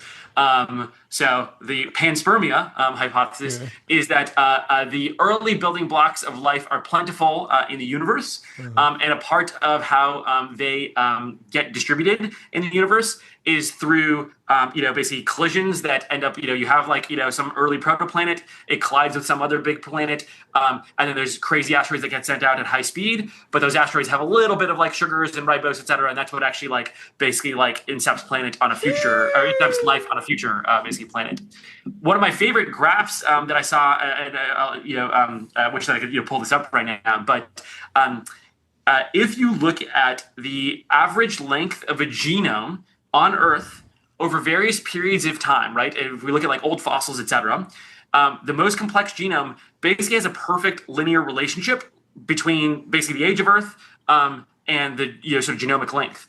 The thing though is if you were to extrapolate that line downwards, if you go to when the start of Earth is, it was already at a relatively complex genome. Like if you look at like the length of a human genome, the length of bacteria, length of virus, et cetera, it would predict that Earth has not been around long enough to have the level of complexity of genomes that we have given this linear relationship. And so it strongly supports the idea that like the reason we have life on Earth is actually like there was some earlier solar system, planet, et cetera, that did the early building blocks and got to a certain stage and then kicked us off because like it collided with something, some asteroid then went and landed on Earth, and the building blocks sort of started us, you know, a little further in that like, trajectory of life. It's so basically the plot of Prometheus. Exactly. So if you look at sort of the like Fermi's, sort of paradox, what this implies is that highly likely the great filter is actually basically behind humanity, in that like, given that this likely suggests that there is, sort of the building blocks of life all over Earth, but that we do not yet see signals, it means that there's probably some filter that makes it difficult to go from like early building blocks to intelligence, more so than basically like intelligence being risky for being able to like spread out into the stars. And so it is there's this great graph that showed like all the potential basically like answers to the Fermi's paradox, but this one basically shifted it significantly towards the world of like there is abundant non-intelligent life in the universe, and we just happen to be the first intelligent one, and as we go out we will probably see lots of early building blocks, and as we spread we may start to see other very early sort of life sort of planets that maybe are just getting into bacteria or like early mammals and things like that. It's a really exciting time. Means the universe is plentiful in terms of life. That's fascinating. Polymarket just skyrocketing on the odds of UFO disclosure. Are you long or short aliens being real? I mean, especially with this panspermia hypothesis, like, very, sort of, long. I think there's obviously some sort of insider gov info that is coming out. Like when you see a polymarket like that spike so much, somebody knows something and is trading on it. So, what I love about polymarket, it's like people are like, is it insider trading? And it's like, yes, that's the point. Finally, somebody saying it out loud. That's wild.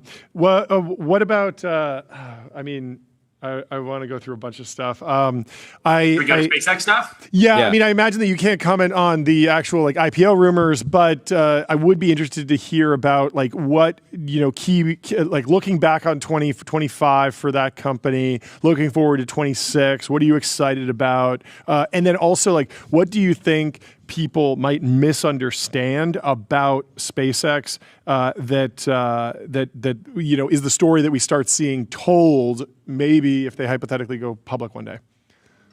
Let's see. To me, it feels like the company's like, sort of very on track in that, when people started talking about Starship in like 2021, I remember telling people like, look, this is like super exciting.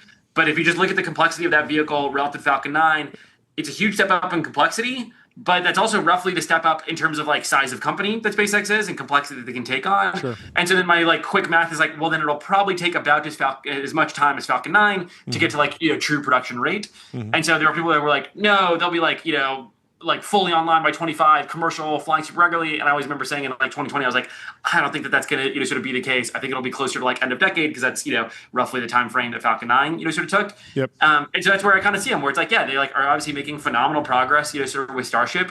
I don't think that we're going to be seeing like this year it's going to be on the order of I think like 200 sort of Falcon 9 sort of rocket launches. Yeah. I don't think that we're going to see 200 Starship launches until probably end of decade would still be my like sort of rough bet. But I still think it's like a really phenomenal outcome. Yeah, they're going similarly on timing and speed, but they're blowing up more rockets than Falcon 9. Because I think the third Falcon 9 rocket was successful, something like that.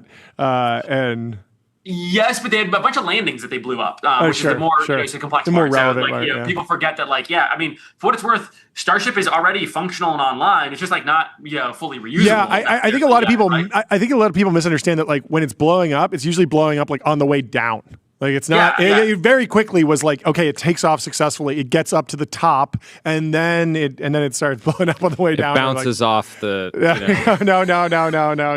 It's not bouncing off anything. It is in fact going to space. It is going to space. It is going. Space is real. Space is real here on this show. It glances off. Glances off. That's very funny. Okay, are you? Yeah, sorry. Continue. I was going to say, people underappreciate that like Starship is actually a very successful rocket already. Yeah. It can take things up to orbit at like very large scale at very cheap prices. Literally today, it just happens to be that they're still figuring out the landing thing. Sure. But obviously they want to figure that out before they get to like super mass production rate. I think the other story that is really going to start to be told is just their shift to like more things that are extraterrestrial, and that like you are going to see SpaceX do I think some very impressive things that are way beyond the bounds of low Earth orbit over the coming sort of couple of years. Obviously they have a huge contract with NASA to like figure out how to land things sort of on the moon, and that type of activity is something that they like are spending a lot of resources on sort of internally. But I don't think it's like that public of a story relative to just like Starship, Starlink, etc. I saw something. I saw this like article that had like all these motion graphics, very cool, and it was explaining how Starship will take stuff to the moon, and it was something like they're going to do like 26 refuelings in space, and then that just feels like in the 60s we could just go straight there, and now we got to stop for gas 26 times. Like, why should I not be blackpilled on this? Is this like this is it's crazy? A lost art, John. It just seems crazy to me, but break it down. What's actually going on? So funny historical fact from the like Apollo days, there was actually a huge debate internally at NASA whether or not to take the like fuel stop approach versus the like shoot straight for the moon approach. Okay.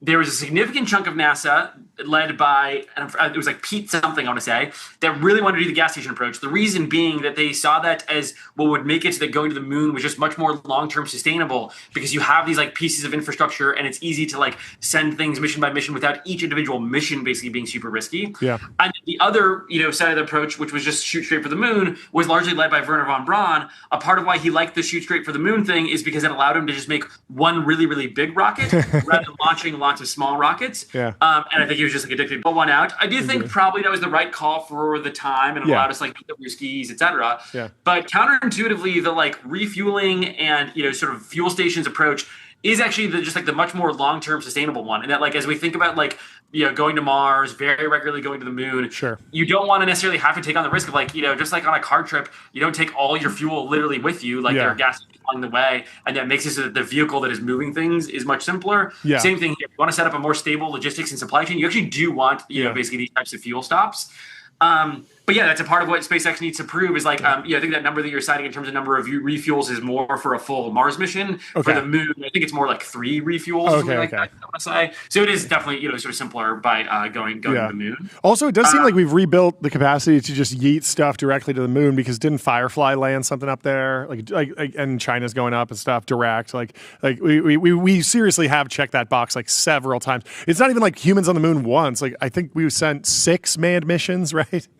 Yeah, exactly. But I think if we want to get that to like 600, it's going to be like through the fuel stop, approach probably. And what I like is that we're parallel tracking, which like the things that Firefly and China have done, those things are just amplified by the fuel stop, basically approach when like that comes online. So I like that we're like parallel tracking it. And this goes back to a little bit of the Jared Isaacman thing. Where like, man, if I were in Jared Isaacman's shoes right now, I would basically just go to like NASA and just be like, hey, Firefly's like figured out how to land on the moon. I don't understand why we wouldn't just jam a bunch of funding down their throats and tell them like, don't just do it once a year, but I want you like doing it on a quarterly basis. And I want you to basically now establish like a regular supply chain there. So now I can go fund a bunch of companies that are like making lunar humanoids and lunar robots and pavers and solar panel assemblers, et cetera. So that like while we're in parallel doing the like fuel stop human architecture, we also just like have these direct approaches that are landing robots there. So we're just like landing equipment there nonstop and figuring out how to like, basically make sure that by the time the humans are there, we actually have like a bunch of like robotic infrastructure that's like, autonomous and basically set up. And so super cool. I think like that parallel approach is like that is super sci-fi. I love that. But that feels like if we can do that, we can certainly put some data centers in space. How's your thinking evolving on that? Because Casey Hanmer just came out pro data center in space. Like you had us in the first half. Elon's been posting about it. Yeah, Elon. I mean, you really kicked the hornets because it's like Elon, Sundar, like this YC company seems to be doing pretty well. There's like 4 different attack vectors on you, and I love it. It's contrarian position, but are you maintaining it or is your thinking evolving? Look, I'm gonna, maintain my position because no information has changed. Okay. People, have said words, but they have not presented compelling, sort of arguments. Okay. Where I think there's a little bit of like a gray area is like, look, I currently have 2 data centers that are in space. Sure. I'm not doing like AI compute on them, but I have like a bunch of computers up in space that could go do inference and like training, et cetera. Starlink, each of the satellites has compute, et cetera, on board. They could be, basically, sort of data centers in space. So I think the question more is like you change up your tune, Delian. You're looking at the next $20 billion public company. I think so. Can we SPAC this? I saw you hanging out with Chamath. I don't know if you're doing your duty to shareholders in the way that you're spinning. Come on, this. yeah, just stop being so realistic. Too modest. Too modest. Too much of a realist. We're putting a quantum computer on it too. It's gonna be. I literally have like multiple shareholders that have been like, okay, like I know that you don't like the data center space thing, but like, what if we use the space factories to make things that go into the data centers? Yeah, exactly. Fab in space. Fab. I giggle a little bit, and I'm just like, love you guys. Like, my job is to build a business that like delivers revenue and shareholder returns, not just pure hype. But yeah, I think it's where it's like it's on the margin where it's like, look, do I think that like the SpaceX like economics are going to beat out like nuclear powered data centers run by Crusoe in Texas? No, man, come on. Yeah. Like, I just like in order for that to work, you have to be like short nuclear, short, optical fiber on the ground, short the ability to like, build buildings, short solar panels, short batteries. It's just like all of those things are making incredible progress super rapidly. And in space, those things are more complex. Are there going to be, sort of marginal, sort of areas and use cases, and more broadly, as we just like have more and more of like internet and connectivity where there are real benefits to being in space. And so then you by default just have more infrastructure up there. And so, yes, some of those things may be dedicated to compute, but like, is Crusoe almost certainly going to have like better economics than like a space-based data center in 2030? Yeah, I think that's going to be the case. And so that might mean that like 98.5% of data centers, are all on the ground. If some small sliver for certain use cases, or you're doing like compute on things that are calculated in orbit, or like, there's, cameras, that are up there and you're trying to, do things, or it's like there's people that are up in orbit and, they want ChatGPT in orbit, then again, there might be these like slivers, but it's going to be, feel very confident that it's going to be slivers. Who knows? Maybe we'll look at this recording in 2032 and like, I'll have been like, people totally, will be mocking you. People will be dunking on you. The young Delian will literally be saying like, Delian's been like the next Delian, the young guy that so loves to yap. He'll be like, oh, he's chopped D-cell. I'm D-cell, maybe. I'm D-cell. Yeah. He only predicted humanoids assembling pavers on the moon, not data centers. Anyway, big detail guy. Thank you. Thank you so much for taking the time to come chat with us. This is a lot of fun. Always great to chat. Happy holidays. Merry Christmas. We'll see you soon. Merry Christmas. See you soon, boys. Bye. We're going to tell you about 8sleep.com. Delian's an investor. Exceptional sleep without exception. Get an 8 Sleep for Christmas. Gift it for Christmas. Get a good night's sleep this Christmas with 8 sleep. I got a 92. Jordy, how'd you do? Oof, I got an 86. I got a 92, but I'm in a terrible sleep debt, which is rough. I'm on like a 4-hour, 5-hour sleep I don't debt. care that you won because I'm in such a good mood because of this Christmas music. I like it. And It's really we have Morgan keeps going. coming in This is the longest. right now. We have Morgan Housel, author, friend of the show. Welcome to the show. This is the longest sound cue. Thank you so much for taking the time to join us. How you doing? Welcome back. Good to see you guys. Doing well. I like your shirts. Looking good. Thank you. Yes, we'll have one should be in the mail for you. Yeah, hopefully already. Love it. We'll work on Can't it. wait. Let's get into it. What is new in your world? Take us through the latest, and then I want to go into some psychology of the holiday, psychology of shopping. We have a bunch of things that we want to run through. But yeah, is there not that much going on right now. I'm not writing a book right now, which is kind of the most enjoyable part of my career because it lets you just spend all day reading and thinking about what's next, which is always the most enjoyable part of it. So I guess to answer your question, I don't know what's next, but I love this area of my life of just doing a bunch of reading and talking to people and thinking about different topics to try to figure out what might be next.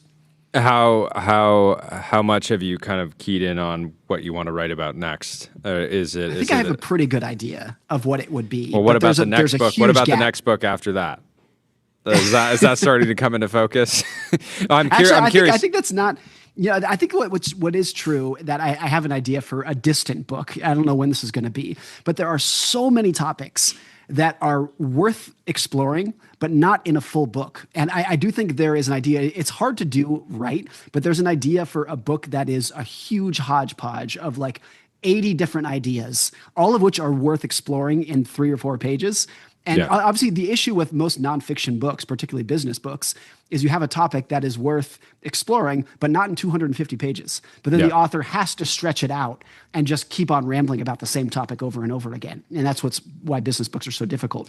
So if you can get around that by just going shallow, or not even shallow, but giving the treatment that they deserve on a bunch of small, disparate topics, I think that's something I'm interested in. Have you ever been tempted into trying to build a subscription like newsletter and really focusing on that by saying like, hey, there's a bunch of, instead of the next 3 or 4 books, I'm going to basically just write the chapters and publish them as I have them.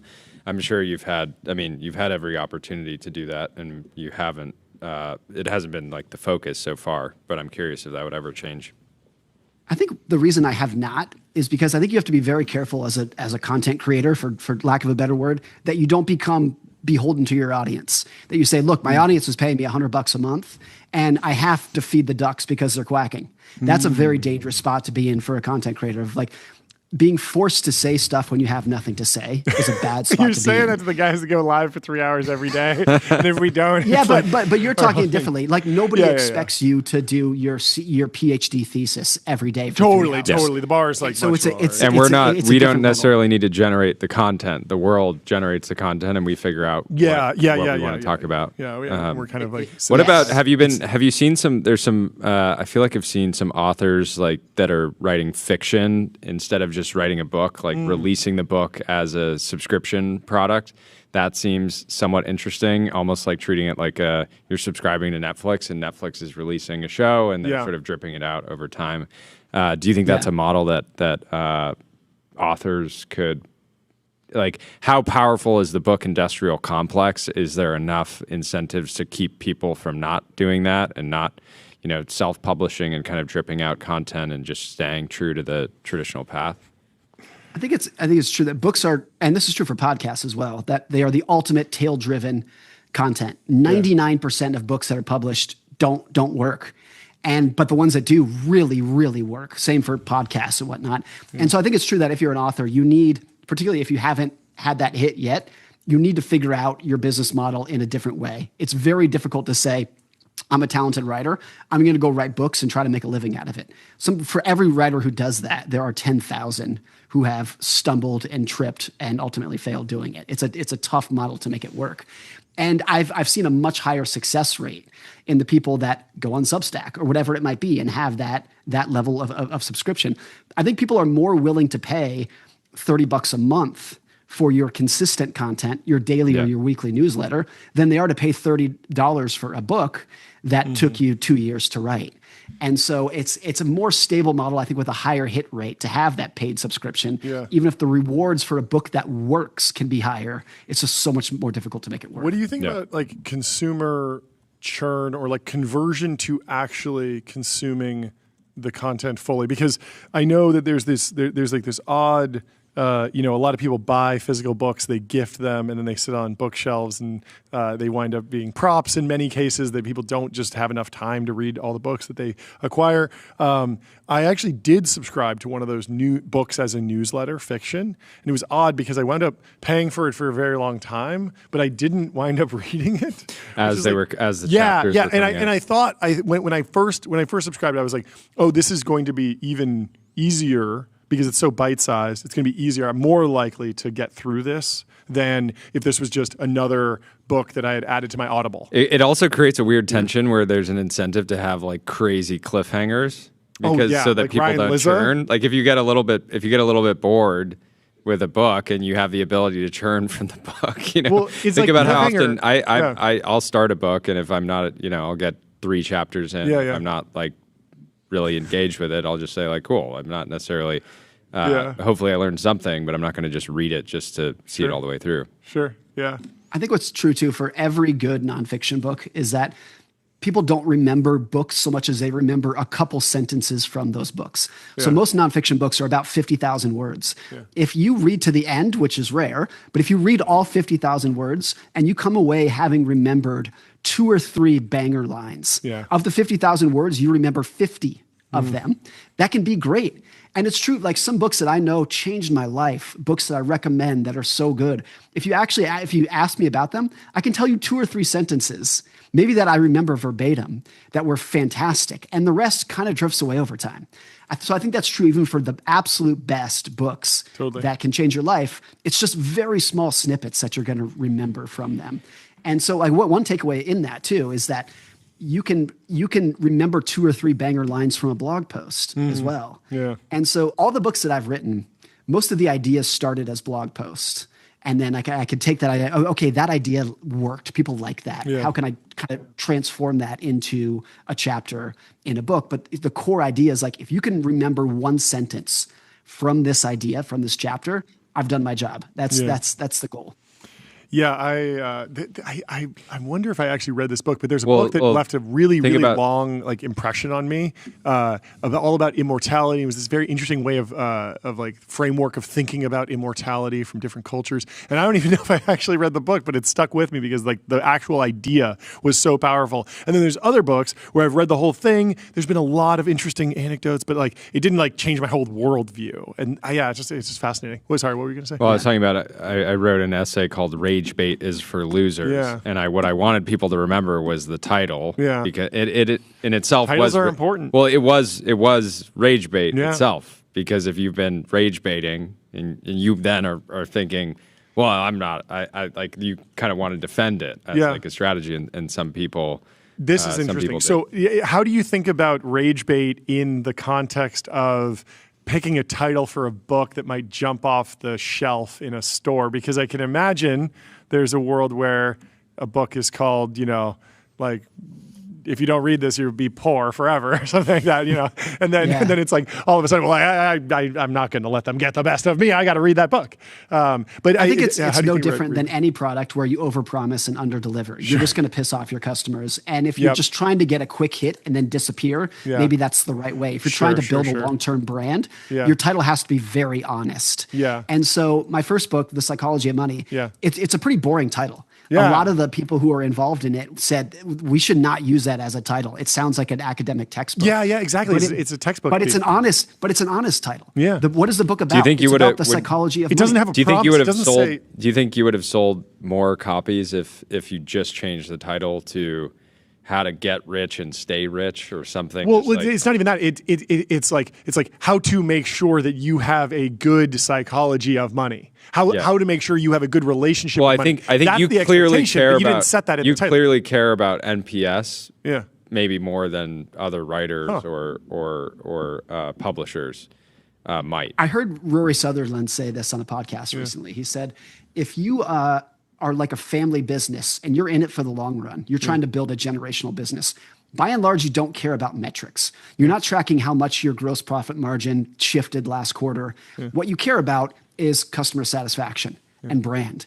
And it's only when you're like a private equity owned business where you're like, we're just trying to flip this thing in the next quarter, that you become very metric driven and you want to measure everything down. So I think to answer your question, if I was very metric driven and it was just like, my goal is to sell as many books as I can next quarter, you can use something bombastic that's going to overpromise. That will probably work in the short run. If your goal is to have a long tail sales cycle and being like, I want this book to sell for years or even generations if I'm lucky, it has to be honest. It has to be brand driven where people are like, I enjoyed this book. I'm going to recommend it to my friends and family. Emily Herrera in the chat says books are just titles and thumbnails. So same experience on YouTube. You might have a crazy title and thumbnail, and then if it's not very truthful, then all the comments are just like, congrats on baiting people into watching this. And again, the sort of NPS is quite low. Should you write a book on gambling? I think it's all kind of embedded in behavioral finance. And I think the idea that the proliferation of gambling, whether it's crypto or sports betting or whatever it might be, I think by and large, this is not a unique take. Many people have talked about this, but Daniel Kahneman wrote about when all of your options are bad or perceived to be bad, people become very risk-taking. And so if you feel like, if a young person feels like, if I work hard, if I work hard and work my way up the corporate ladder and save my money and buy a house and start a family, that's what you'll do if you perceive that option is available to you. If you don't, then you're like, who cares? Like I have no vested stake in this system, might as well throw it all on black and see what happens. And I think that comes down to it. So I think the psychology of gambling is a pretty deep social issue. And I think you could probably accurately summarize it as youth pessimism. When people are pessimistic, they're much more likely to just throw it all down and see what happens. They have nothing to lose. I have more on that. So how do you think about the level of risk that people were taking at the time of the American dream? Like, because there's one world where we go back and we say like, oh yeah, it was like the 1950s and you could just get a job at this law firm and it would just be massively successful. Or even if you were a coal miner, you'd have a job in healthcare forever, and you go to the auto plant and be an auto worker and work your way up from, the person sweeping up the floor at night to the manager at the end of the day. And I'm wondering if there's we remember that as not risky because America was successful. But there was an emerging new order where, the USSR could have steamrolled in the Cold War and America could have been a disaster. And so, in fact, it was risky, but it just worked out well. But I don't know if that's am I thinking about that even in the right realm at all? What do you think? Yeah, I think a lot of that narrative of what the job market used to be and kind of the 1950s Americana nostalgia that we have is just that. It's kind of false nostalgia. It's this idea that, the narrative that you just described of you could go get a job at an auto factory and work your way up and stay there for 30 years. I mean, if you understand the history of the U.S. economy in the 1950s, particularly the 1970s, there were huge recessions. There were huge job losses. And so I think it's easy to put together a charming, Norman Rockwell picture of what it used to be.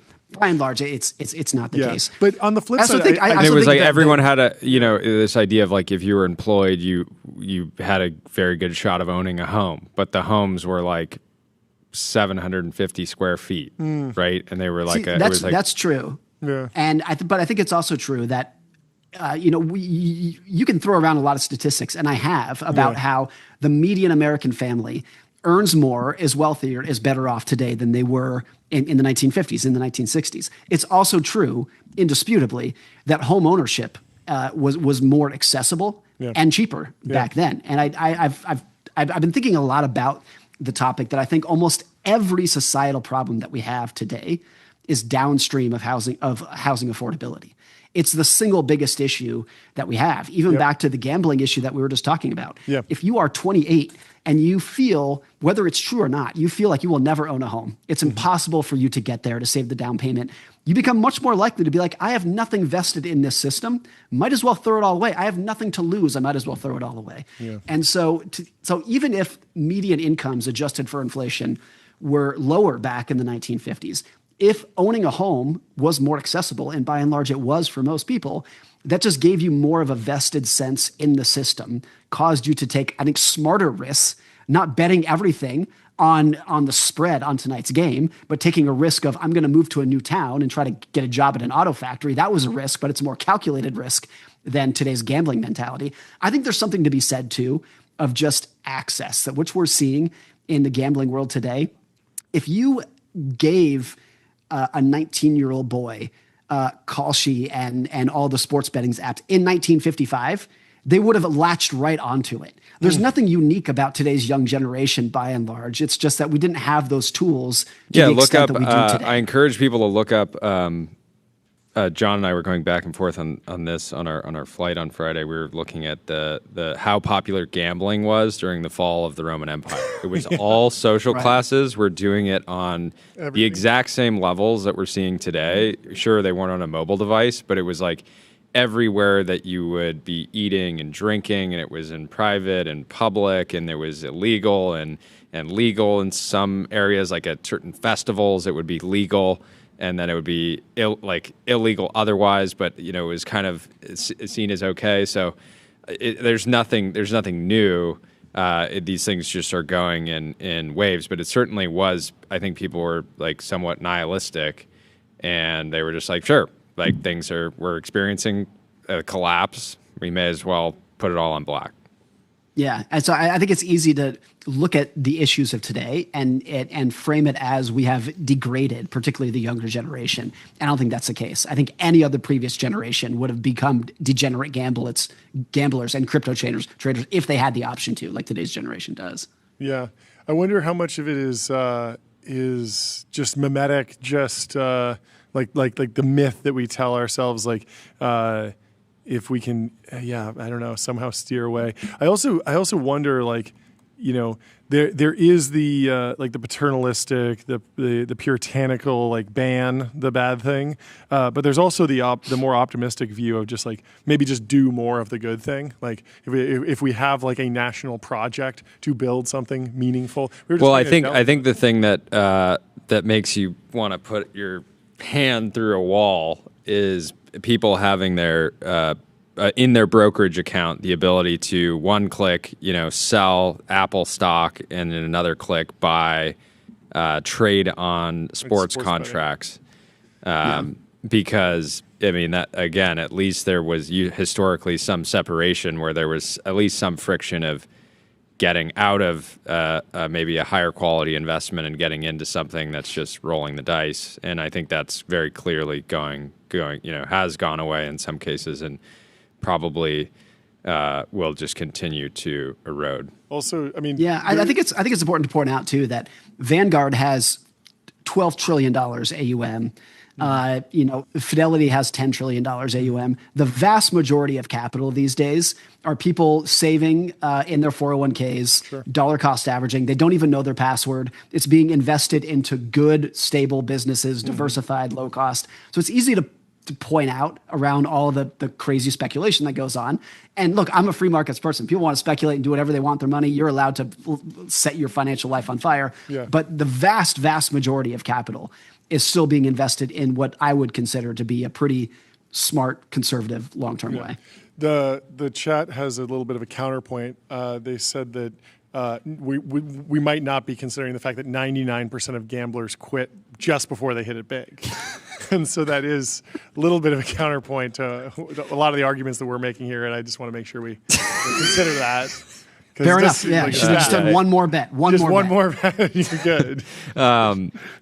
Wanted to go back, get your thoughts on startup launches, kind of random. Yeah. I think everyone has launch video fatigue. I know we did. We were doing a lot of like launch style videos earlier this year, and we pretty much stopped completely just because we felt like the the meta was kind of dead. It wasn't actually a way to like truly break through anymore.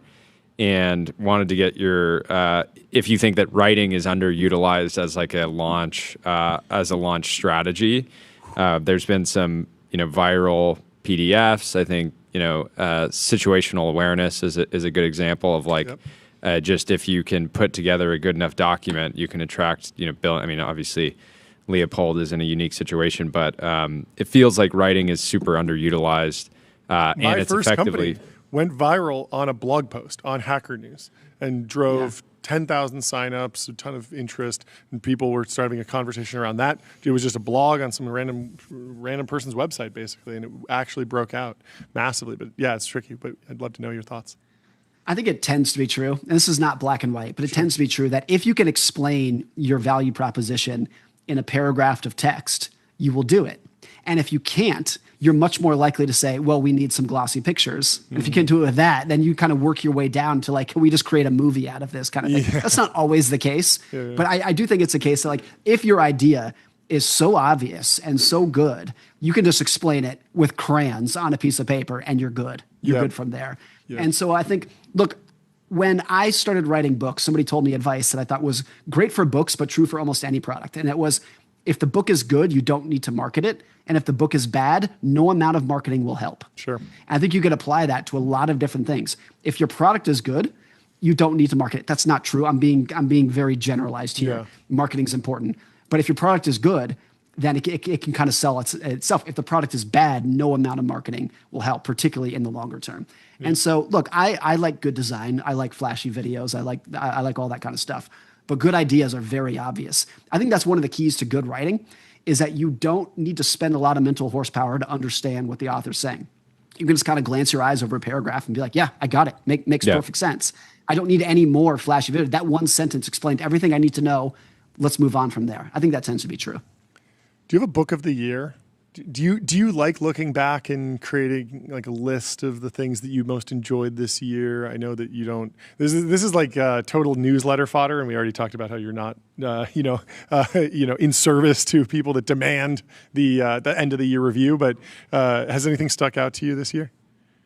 I thought the best book that I read was probably Andrew Ross Sorkin's 1929. Fantastic. Just absolutely phenomenal. Also, the best book launch ever. Yes, I think that's probably he did both. Did a very great good book, and then also like absolute masterclass. I was taking screenshots of if you search Andrew Ross Sorkin 1929 on YouTube, you can see that he just did every single podcast. Like he did 20 or 30 shows, and it was so good. And I didn't realize like he's someone that everyone knows, but he's not constantly on a tour, so he had a lot of built up energy to like go full tilt, and it worked really well.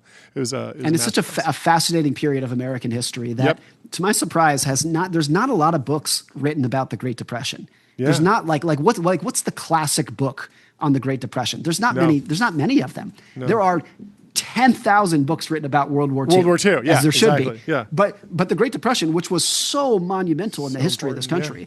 There's not a lot written about it. So I thought he did a great job. Yeah. Somebody brought this up when they were reviewing 1929. I thought it was such a fascinating point that all of the big characters in the book, except for maybe Jesse Livermore, are pretty much forgotten today. Mm. All of the titans of industry, of banking, the Jamie Dimons of their day are all forgotten now. Unless you're like a history buff. Charlie Mitchell, all those people, we don't remember them anymore. Yeah. And I think there's something to be said that if your only accomplishment in life is that you made a lot of money, you're going to be forgotten very quickly. And that was true for a lot of the bankers back then. It's probably true for a lot of the private equity hedge fund people today. Nothing wrong with that. I will remember all the private credit legends.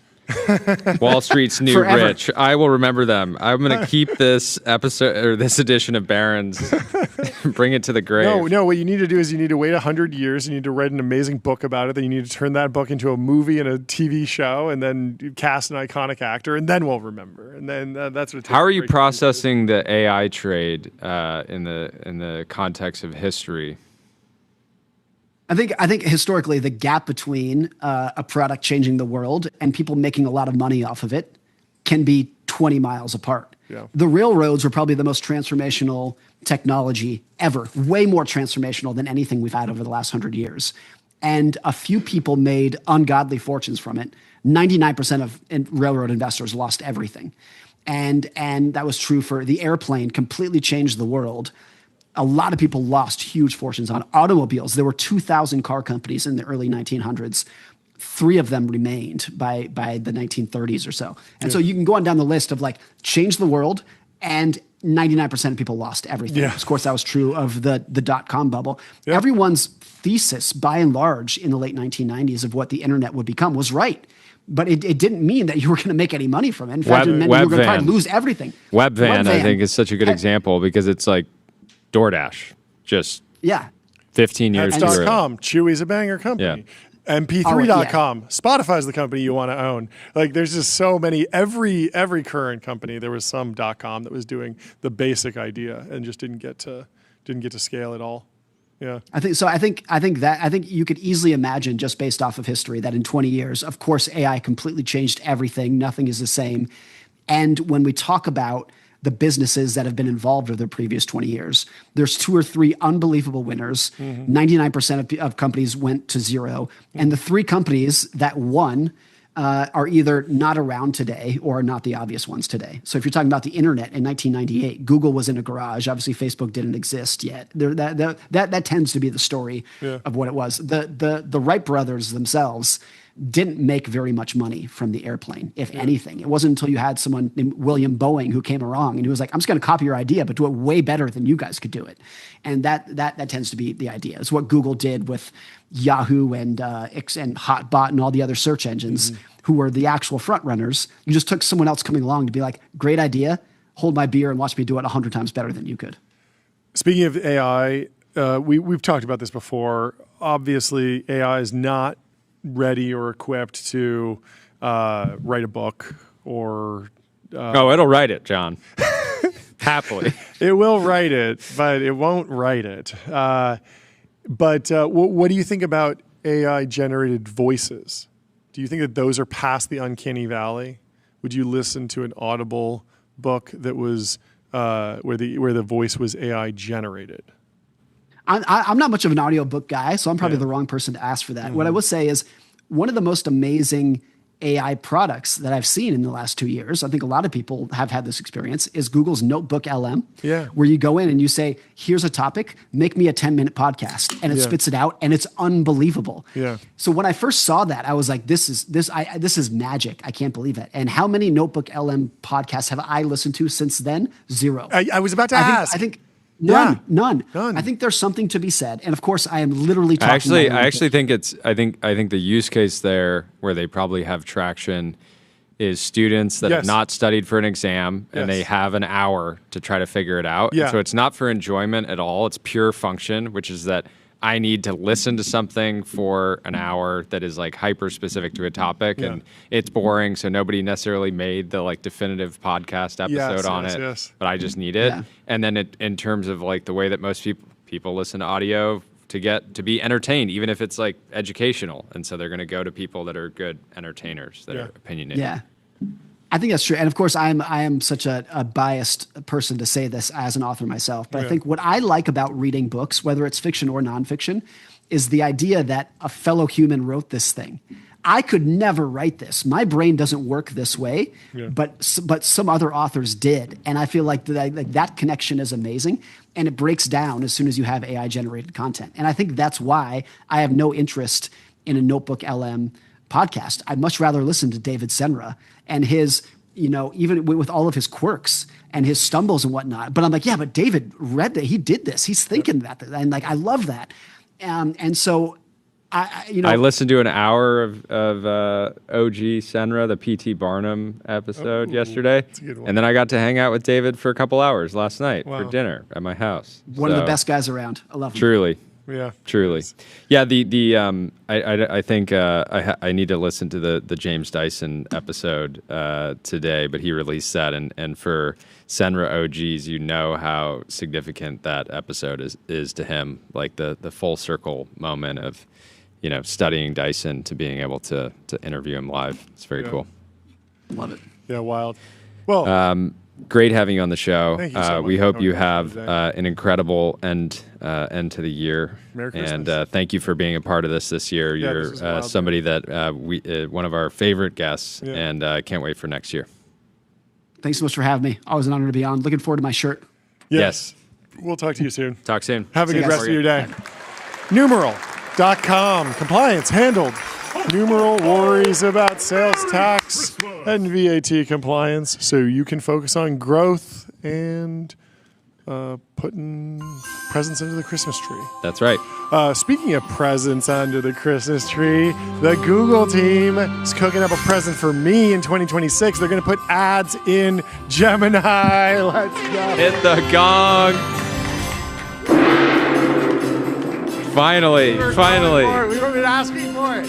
I hear the sleigh bells ringing. We've been asking for it. Ads in LLMs. We talked to the founder of Perplexity about it. We asked Arvind, why are you going to put ads? We want ads in Perplexity. And he said, maybe. And the TechCrunch wrote a whole article about it, and they got really mad. I'll let Google jump first. We talked to Sarah Fryer. We've talked to the OpenAI team about how badly we want ads in ChatGPT, how badly we want ads in LLMs.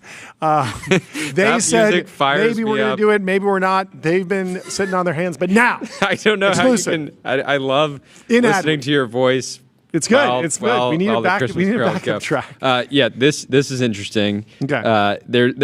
This feels like very Google to just be like, yeah, we're the ad business. We're going to do ads. We're going to do them first. We're probably going to do them better than anybody else, at least initially. Yeah. But some people were pushing back, just being like, hey, you easily could have just crushed, right? Yeah, you easily could have just like kept the product cheap. A lot of people are excited about, or a lot of people are wondering, like, hey, there's a world where Gemini doesn't have ads and is free for 2 years, and it just completely puts the screws to every other LLM provider. Yeah, and I mean, what would you do if you were them?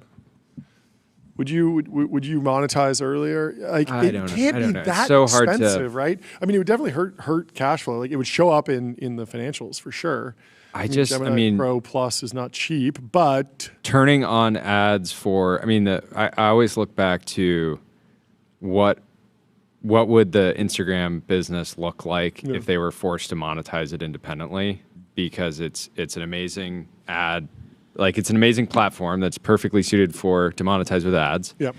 And yet you can imagine Meta ramped ad spend on the platform 10, 20 times faster than maybe an independent operator would have, because they just had been, they had all the customer relationships. They had all the, they had a strong sense of who the person was already, because they were probably on Facebook as well. So I don't think ads cause failure to adopt a new product. I don't know. We'd have to look through the product graveyard, but I feel like of things that die, they rarely die because people are acting like ads and LLMs are going to be like the biggest deal and are going to be the biggest issue, and I just don't think it's going to be. I think they're going to. I think in many ways they could make the product better or more like sticky in the sense that you're like looking at stuff, doing shopping in there. And personally, I want every LLM to have a lot of ads so that I can swap between all of the best models without feeling like I need to sign up. I actually. Like, for me, I'm like, there's models that I just don't use because I'm like, okay, I don't want to sign. I have not that much interest. I'll let Tyler sign up. Totally. On our ramp card. Totally. Do you think XAI is going to run ads? Do you think they're going to put ads in Grok or ads in romantic mode? I'm sure they will at some point. I doubt it's a huge priority for them. There's this company Halftime, which won the Grok hackathon that happened over the weekend. Yes. I DM with the founder. He's down to come on. But we need to pull this up because when I saw this, I was like, whoa, like XAI. I didn't realize that it was from a hackathon. I thought it was just this actual company. So it says Halftime dynamically weaves AI-generated ads into the scenes that you're watching, so breaks feel like part of the story instead of interruptions. So there's some really Cybrex in the chat says it just makes you second guess every output you get from the model. Totally. I agree that's the bad case. There's a world where they just give you the real response and then there's an ad. Yes, but so there is a different flip. So to Cybex's point, you second guess every output you get from the model because you're worried the ad is influencing it. If you go to your favorite chat app and you say, what are the best headphones? And it says Apple AirPod Pros, and you're like, oh, Is it sponsored? Is it not? Are they being objective? Are they not? Yes, that is something that you'd worry about. But there's also the other flip side, which is that if they're not monetizing well, they might be putting you on the cheapest model that's just guessing, and it's just like, oh yeah, like I guess it's this product because they didn't cook, they didn't give you the reasoning model because they can't afford to, because they're not monetizing you well. I think, yeah, one reality is somebody types, what is the best cell phone that I can get for $1,000? And it gives you the iPhone. And then there's an ad for an Android phone right below it. Yeah. And that's still worth advertising on because it's a high intent query. And it's very, and it's likely ends up being profitable for the Android device manufacturer to advertise against it. But let's pull up Halftime. They're dynamically weaving AI-generated ads into scenes you're watching, so breaks feel like part of the story instead of interruptions. Watching ads. Regreso el sándwich más importante del mundo. Wrong. Boo. What do they say? Harvard Trivia, the lightning round. Go. Pulitzer Prizes. 46 Nobel Peace Prizes.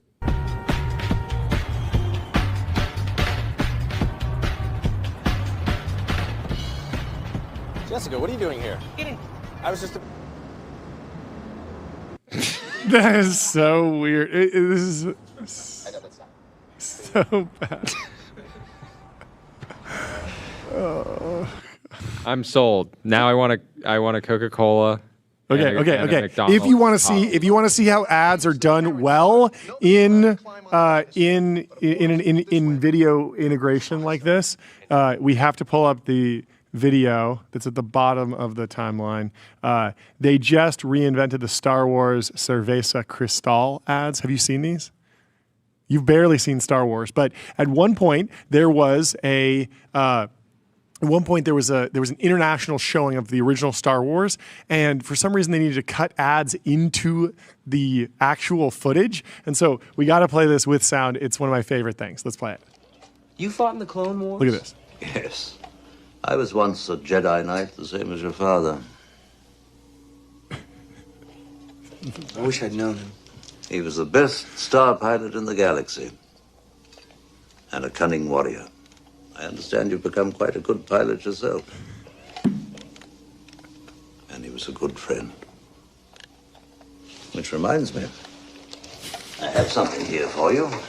Look at this. Your father wanted you to have this when you were old enough. Cerveza Cristal. Cerveza Cristal. It's the best. It's like pure art. AI could never. It's so good. It's absolutely genius. And they do that 2 or 3 other times throughout the movie. And so you're just watching and it's always when they go to grab something and then they just do the insert shot. So like if you're watching the Cerveza Cristal version of Star Wars, by the end of the movie, Obi-Wan Kenobi has had like 5 beers. Whoa. So more than cheeky pint. Yeah. No, he's definitely has buzz going. But that's one of my favorite little bits. That's great. Let me tell you about Vanta, really quick. Vanta, automate compliance and security. AI that powers everything from evidence collection and continuous monitoring to security reviews and vendor risk. Continue, Jordy. So with Halftime, we're going to have the founder, Krish, on. He's studying CS at Waterloo. What a great hack project. And then he's only 20. So we're going to have him on. So much fun. I'm excited to have him on. That said, I wonder if he could work with go work with someone like a Netflix early on and say, like, basically give us inventory. Yeah. And then we will work with a bunch of different, there will be a beverage scene and then we'll generate a bunch of random versions of the scene for different types of people in the audience. Yeah, so this already happens where ads in the background, so if you're walking around New York City in some romantic comedy, they might actually go and VFX out the billboards that are in the back. And they might put new ads in the background. And that's just a traditional VFX pipeline. Just cut it out and put a different ad in. And so that type of that type of editing can be made a lot more dynamic through AI, and that's probably how this instantiates itself realistically, as opposed to just the most aggressive, like all of a sudden they're talking about the ad. It's a little bit of a wild move. Anyway, apparently Ryan McIntosh predicted this. He said it's coming. He's quoting Semi-Analysis. He says, "How much would Starbucks pay to haunt the background of every Mid-Journey cafe render, a Tesla idling in every AI-generated traffic scene?" If you're thinking small, this is the ambient brand singularity. Dan in the chat says, after you've seen that Cerveza Cristal ad once or twice, you actually are thinking about the beer for the rest of time, wondering when it's going to come next. Oh yeah, because it comes randomly. It might come right now. It might come in 5 minutes. Just be ready. Should we get? Yeah, let's get to Tyler. You needed to grab something off his desk, right? Okay, so this is incredibly bullish. What is bullish? They're putting ads in ayahuasca trips. What? Somebody on Reddit. This is something we would do. This is something we would joke about. Remember our joke about going to Peru with helicopters with massive speakers and playing corporate finance tutorials to people who are tripping in the jungle? That's to get them to come back to corporate America and lock in. What exactly happened here? Break it down, Jordy. Somebody on the r/DMT subreddit says, anyone else getting Amazon ads when breaking through? It's happened to me on my last 3 trips. Second was ayahuasca. Right as I break through, my trip is paused for a Vivid's 5-second ad featuring Jeff Bezos. Am I the only one? How is this happening? Is that just like their brain is fried and so they're imagining an ad? Or is it like they happen to be listening to something or watching something? I think Jeff figured this out a long time ago, and he realized there's a lot of people that are using psychedelics, and he thought I could productize this and make it available to other merchants on Amazon, or I could just keep it for myself and just have all the inventory for myself. Of course, joking, but anyways, very, very funny. In other ads news, GetBezel.com, shop over 26,000 luxury watches, fully authenticated in-house by Bezel's team of experts. But also, apparently Anthropic bought every stack trace that gets no results. So if you go to Google and you type in your stack trace, your error while you're programming, and nothing comes up, Claude somehow just went to Google and said, "Hey, we'll buy that ad inventory." Genius. Feels like Google should be buying their own ad result, or they should actually just have an integration for Gemini, so that if you go and you type in a stack trace that no one's ever run into that particular technical problem before, shouldn't they just have a button there that says like fix it with Gemini right now? Like, we'll do it. It should just do that. This is like a case study in AI mode. Like they should compete. But honestly, incredibly creative from the Claude team. Very. The chat is going off on the ayahuasca ads. Yes. AB says CPMs would be through the roof. Imagine getting one-shotted by a Geico ad. 2.6 says Jeff Bezos is now monetizing the astral plane, making your whole personality. Geico. After Nick Turley says, I'm seeing lots of confusion about ad rumors in ChatGPT. There are no live tests for ads. Any screenshots you've seen are not real or not ads. If we do pursue ads, we'll take a thoughtful approach. People trust ChatGPT, and anything we do will be designed to respect that. This was because of a viral post that showed a screenshot of, I think, Target down at the bottom, but that was just like an embedded link. That was like an app that someone built. It was not an advertisement. GPT that was says, core. That's crazy. Who would do that? Sounds like he might have been. I love Eric Seufert. He's clearly one of us, an ad supporter, an ad lover, and he is quote tweeting somebody that's mentioning that Airbnb still has no advertising business. Of course, Uber has an advertising business that's great. DoorDash has figured out how to do promoted content very well, and those businesses have grown a lot. And Eric Seufert's standing there saying, "Start an ad network." Didn't we ask Chesky about this when he was on the show? I think we talked to him about doing ads, and he mentioned that it is somewhat of a unique product. It's a little bit less frequent than an Uber. It's less frequently used. But you can do hyper local advertising. So if you're staying somewhere, they could be giving you ads for, hey, look at this kayaking trip you could do in a couple days or whatever. Yeah. You're laughing at what I'm laughing at. we have to now we're into the attractive people of the show section, I suppose. No, we have this post from. We have a post here. Apparently, we now have a national looks maxing strategy of the United States now. Look at Jacob Helberg. He looks fantastic. Jacob stuns. Fun. He's a former guest on the show. We need to ask Jacob about bone smashing. Yeah.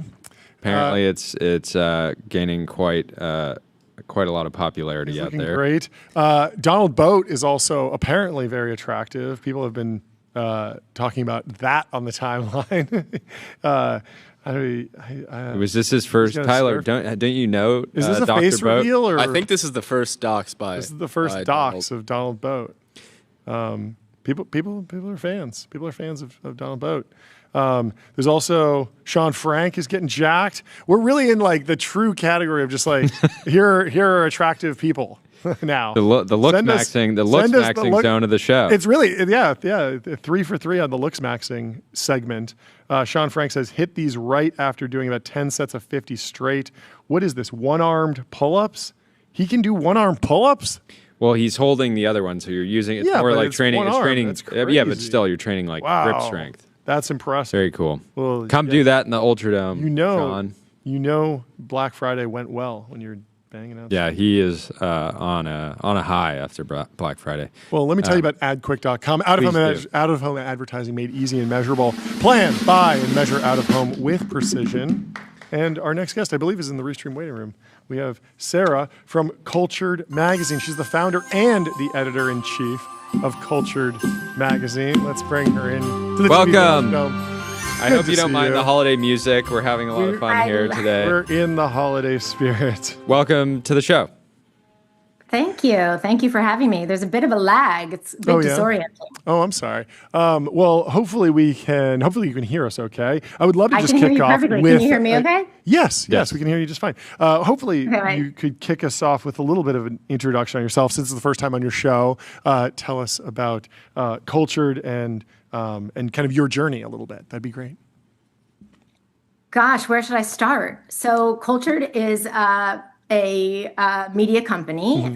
We cover kind of everything under the creative umbrella with a strong focus on the contemporary arts. Yeah. So cover, film and theater and literature, and kind of look at everything through the lens of, does it intersect with contemporary art? And, if so, how, and kind of try to have a holistic approach to all of the content. And, I would love to know your take on Netflix and Warner Brothers, if you have one. We've just been going through all the different IP there. I don't know if anything sticks out to you. I don't know. I was in LA over the weekend, and of course, everyone was talking about it. I don't know. I mean, it's concerning on many levels. Do you think it's gonna go through fully, or? I mean, Warner Brothers Discovery is definitely going somewhere. That seems clear. I don't know. Where do you stand on it? I think it probably lands with Netflix because there's just so much competition from YouTube, so much competition from Disney. And Netflix has like 300 million subscribers now? I mean, they're the clear streaming winner. Yeah, and so even though, yes, it is consolidation, it's not a monopoly because people watch YouTube, they watch Instagram, they watch shows like this. TikTok. We're not on a network, and we don't need to be. And so it still feels like no one's going to look, a year or two from now, no one's going to be like, oh yeah, Hollywood isn't competitive anymore. Like, no, Hollywood's extremely cutthroat. It's going to remain cutthroat. It's going to remain. I think it's even more cutthroat. Potentially. Well, which means it's hard to block. I think a lot of people are so latched on to the past, and we've, it feels like, we're based in Hollywood, and so there's a lot of people that are still have tied their careers to like the old Hollywood and the way things were done in the past. And it's just notable that like it's never been easier to just create content and create like when I think about the Warner Brothers, it's like there's a bunch of like cartoon IP. It's like if you're mad about consolidation and you're a creative person, just make a cartoon, make a new cartoon, just make things, right? The frustration that people have when they're like, "Oh, this is gonna hurt." Theaters? Yeah, the theater thing. Theaters I think are already hurt, right? Yeah, I mean, exactly. I think there is that sense of nostalgia, and I think there is that slice of Hollywood that is rooted in that. But I agree. Of course, there's never been a time where there's been more channels, but it's almost like there are certainly more channels to reach people, but it's also harder to reach people. Yeah. There's some interesting like ratio, if you're trying to quantify it, of like how much attention something gets relative to the revenue or the market cap or the value. Like theaters they feel so culturally important. They feel everyone has a story or a memory of their childhood going to the theater, such an experience. And yet I think the actual total revenue of all the movie theaters in America is like a fraction of what video games make in a month. Like the video game industry is like way bigger, or like the social media industry will be so much bigger, like 1,000 times bigger. And so, but there's something where just the legacy has broken through to such a degree that even though it hasn't been a big business in decades and it's smaller than ever, it's still culturally extremely relevant, and so it's hard. And I think creatively extremely relevant. Totally. I think filmmakers want us to see their movies mostly on the big screen. Yeah. So I mean, I think if you look at it just from a revenue standpoint, of course, I mean, like you said, it's probably been decades since there's been a shift, but I do think that there is still something nostalgic and important about seeing certain things in theaters. I mean, there's still movies that people say, and I mean, obviously, the filmmakers are often fighting for it to have the release first in a theater. Yeah. Granted, maybe they're all over 40, but still. Yeah, I do wonder. I mean, I wonder what the next generation will even look like, if they'll want to go to theaters. Like we have a friend, Jason Carmen, who's very much of the young and of the new age, new creative organization, makes movies, but also makes short films and documentaries and all sorts of stuff. And he still definitely wants to release his films in theaters. He's figured out ways to do that. I wonder how much that's at the same time we're friends with like Adam Faze. I think we need it's such an interesting time because like the theater business has been in decline, and yet I think we need new theaters. Like we need they're trying that. I think I don't know if that's working. You mean kind of like emphasizing it as a certain experience or something? Well, if I think last time I went and saw a movie was with John, and we got like 20 of our friends together to go see Dune. I think, and like the actual experience of being in a theater under these, like you go from being under like bright LEDs in a mall, which I don't go to malls, and I'm in bright LEDs, and I don't like the smell of movie theater popcorn personally. I'm like, that smells like poison. I don't want it. And then you go into and so the whole experience for me is like, yeah, I'm never gonna do that. But if you built a theater from the ground up, as in an opinionated way, like some type of like almost treating it like a true hospitality experience, there's probably a much better chance that I would go. Not certain that there's a real business there yet, but maybe there hasn't been enough attempts there. Maybe the Amon Giri of theaters. It's like $2,000 per ticket. Yeah, that's exactly. the way to do it. The Amon needs to take over. Yeah. I mean, that's somewhat happened in my town. In my town, there used to be 2 theaters where you'd sit like shoulder to shoulder with everyone, and now both of those theaters have way downscoped the number of seats. The seats are huge. They serve you dinner. There's wine. There's drinks, and like they're trying to get $500 out of you or $200 out of you. You're not going in on a matinee $10 with like cheap popcorn and getting out of there. They want to monetize it like it's a restaurant because it's a lot of physical space. Like the square footage is a lot. But basically, I mean, someone was just telling me that the theaters really are only still in New York and LA. Oh, really?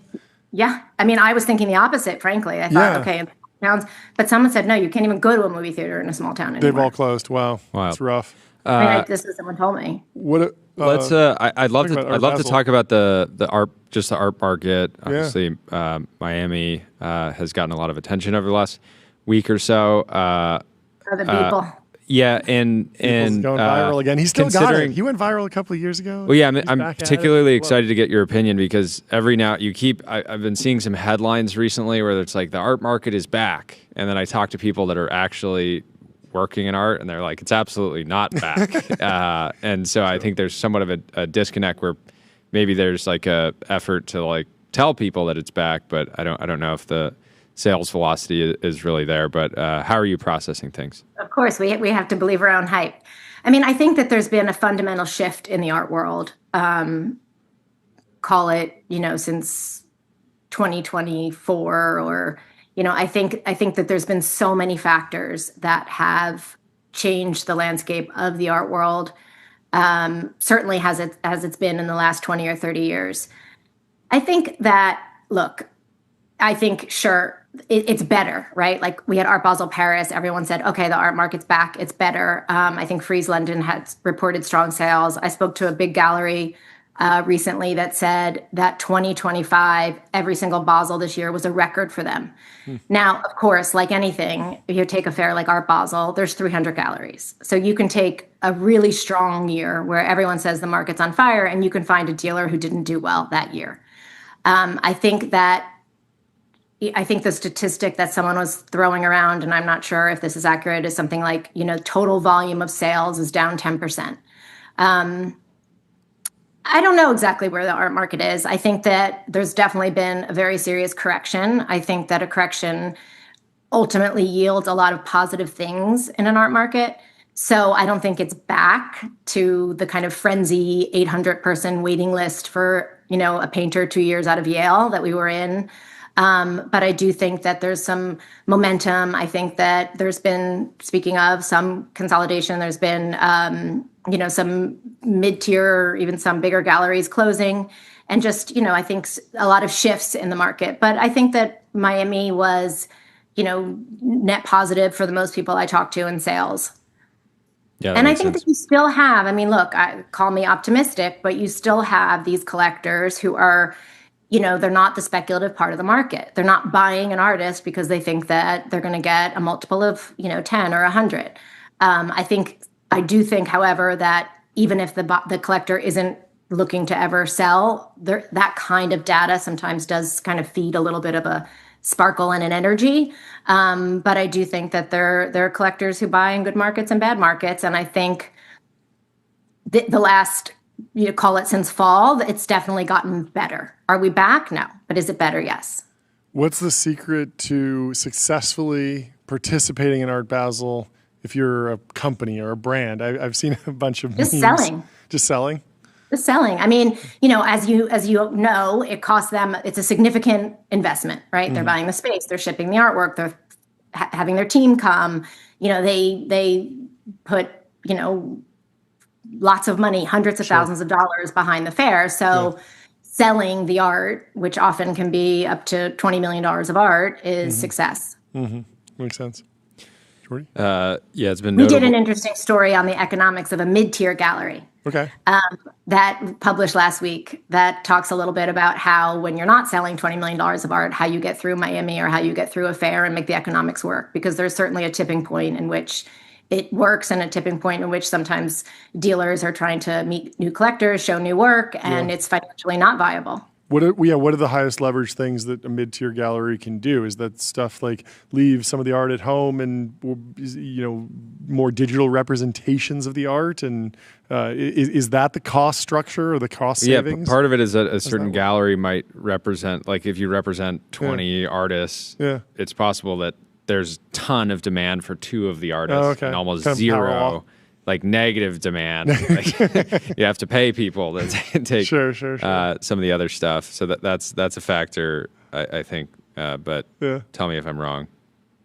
It depends. Look, I think that not every dealer is just, market driven, and there's maybe work that they haven't shown that they want to see how the reaction is, or, there's always a surprise of some interest. But it's financially difficult. A lot of the galleries, it's kind of like I kind of equate it to emerging artists.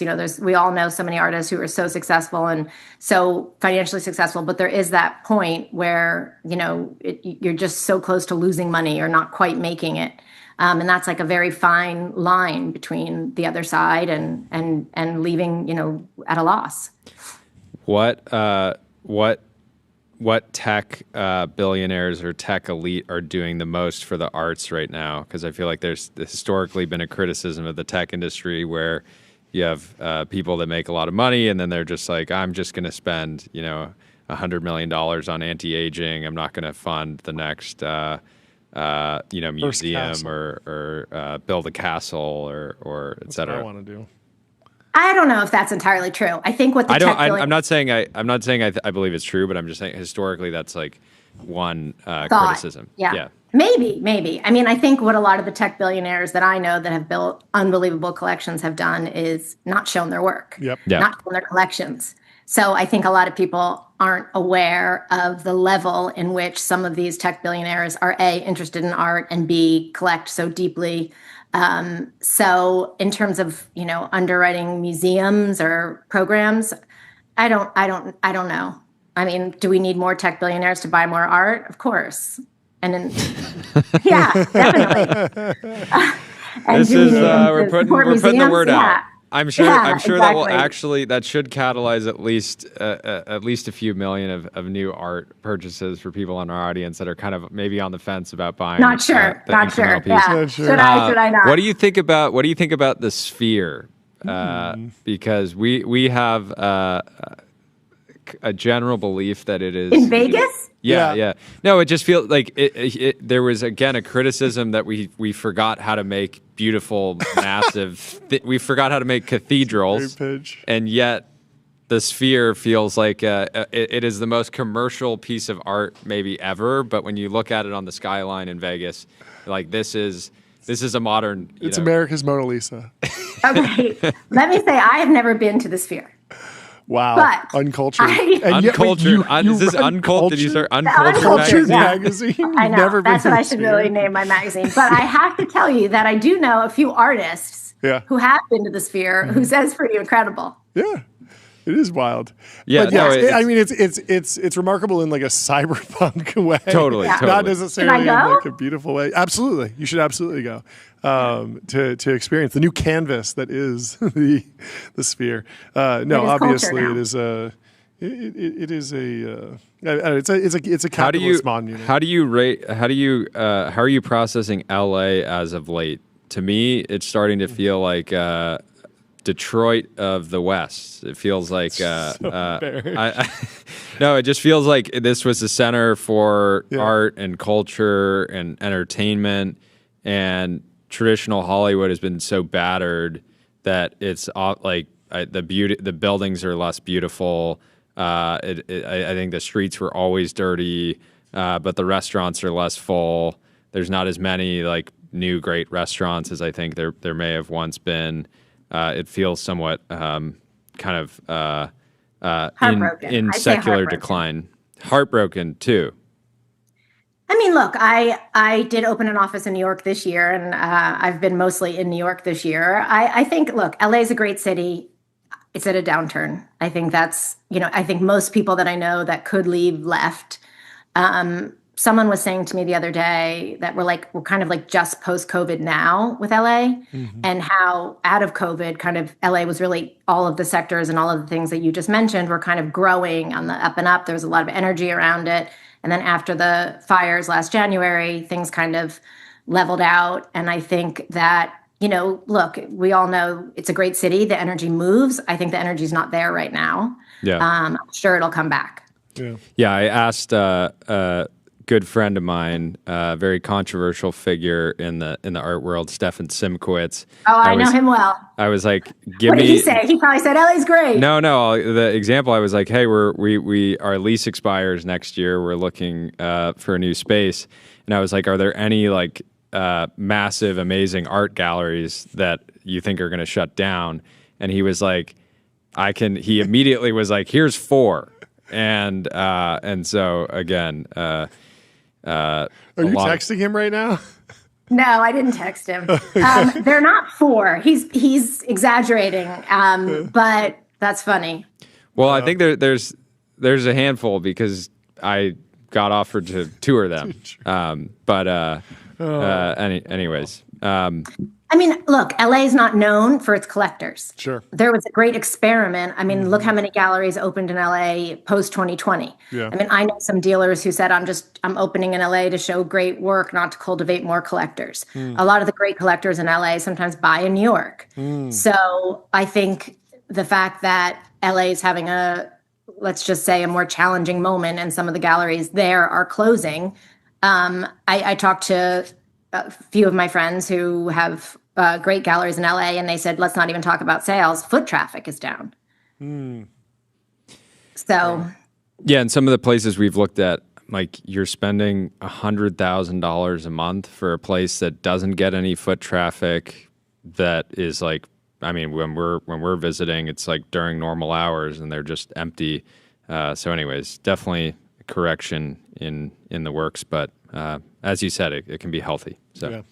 Yeah. Anyways, I wish we had more time. This was super fun. Anytime, Thanks for coming on. Anytime you want the tech industry to do something, like buy more art, come on the show. Buy more art, buy more print magazines. But it was great to meet you, and nice to meet you. Thanks looking forward to talking again soon. We'll talk to you soon. Thanks so much. Cheers. Merry Christmas. Our next guest is from the General Intelligence Company of New York. He's waiting in the Restream waiting room. We have Andrew Pignanelli. I hope I'm saying that correctly. Andrew, sorry to keep you waiting. How are you What's doing? happening? Welcome to the show. Thanks so much for hopping on. Please introduce yourself, introduce the company, and give us the news. So my name's Andrew Pignanelli, actually. The flow. Can we get a side profile of the flow real quick? Oh, it's quite nice, right? Isn't it? Hit the gong for the flow. Hit the gong for the flow. There we go. Nice. Sorry to interrupt. They do like the hair. They definitely like the hair.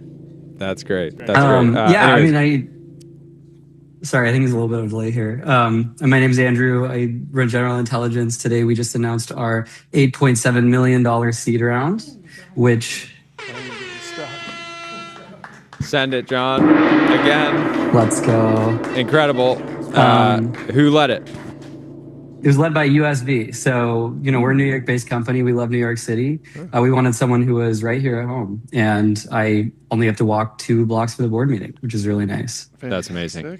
Give us the history. I mean, first time on the show, obviously, followed you for probably, I don't know, a year, close to a year now. But give us kind of the origins, what you guys are working on, all that good stuff. Yeah, so we started working on this about a year ago with this kind of crazy idea of like, what if we could get agents to run companies? And we really worked backwards from that. We picked, let's go with the craziest thing we can do, because I bet that there's a way for us to get resources for it. Yeah. And if the idea is a little bit crazier, they'll give us more resources. And so we picked that, me and my co-founder, Abhi, and we started working on it. We started working on a demo. We worked on it for about 2 months. And then in March, we were like, let's turn this into a company. So the initial demo was just an agent that could call some tools. And then we did a small round in March led by Compound. We ran the company for about 6 months before launching Cofounder in September.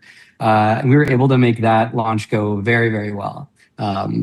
And so, we got viral with that. People loved it. People really like using the product. We went viral through the sweaters too. The sweaters actually helped us promote our product more than probably the product itself.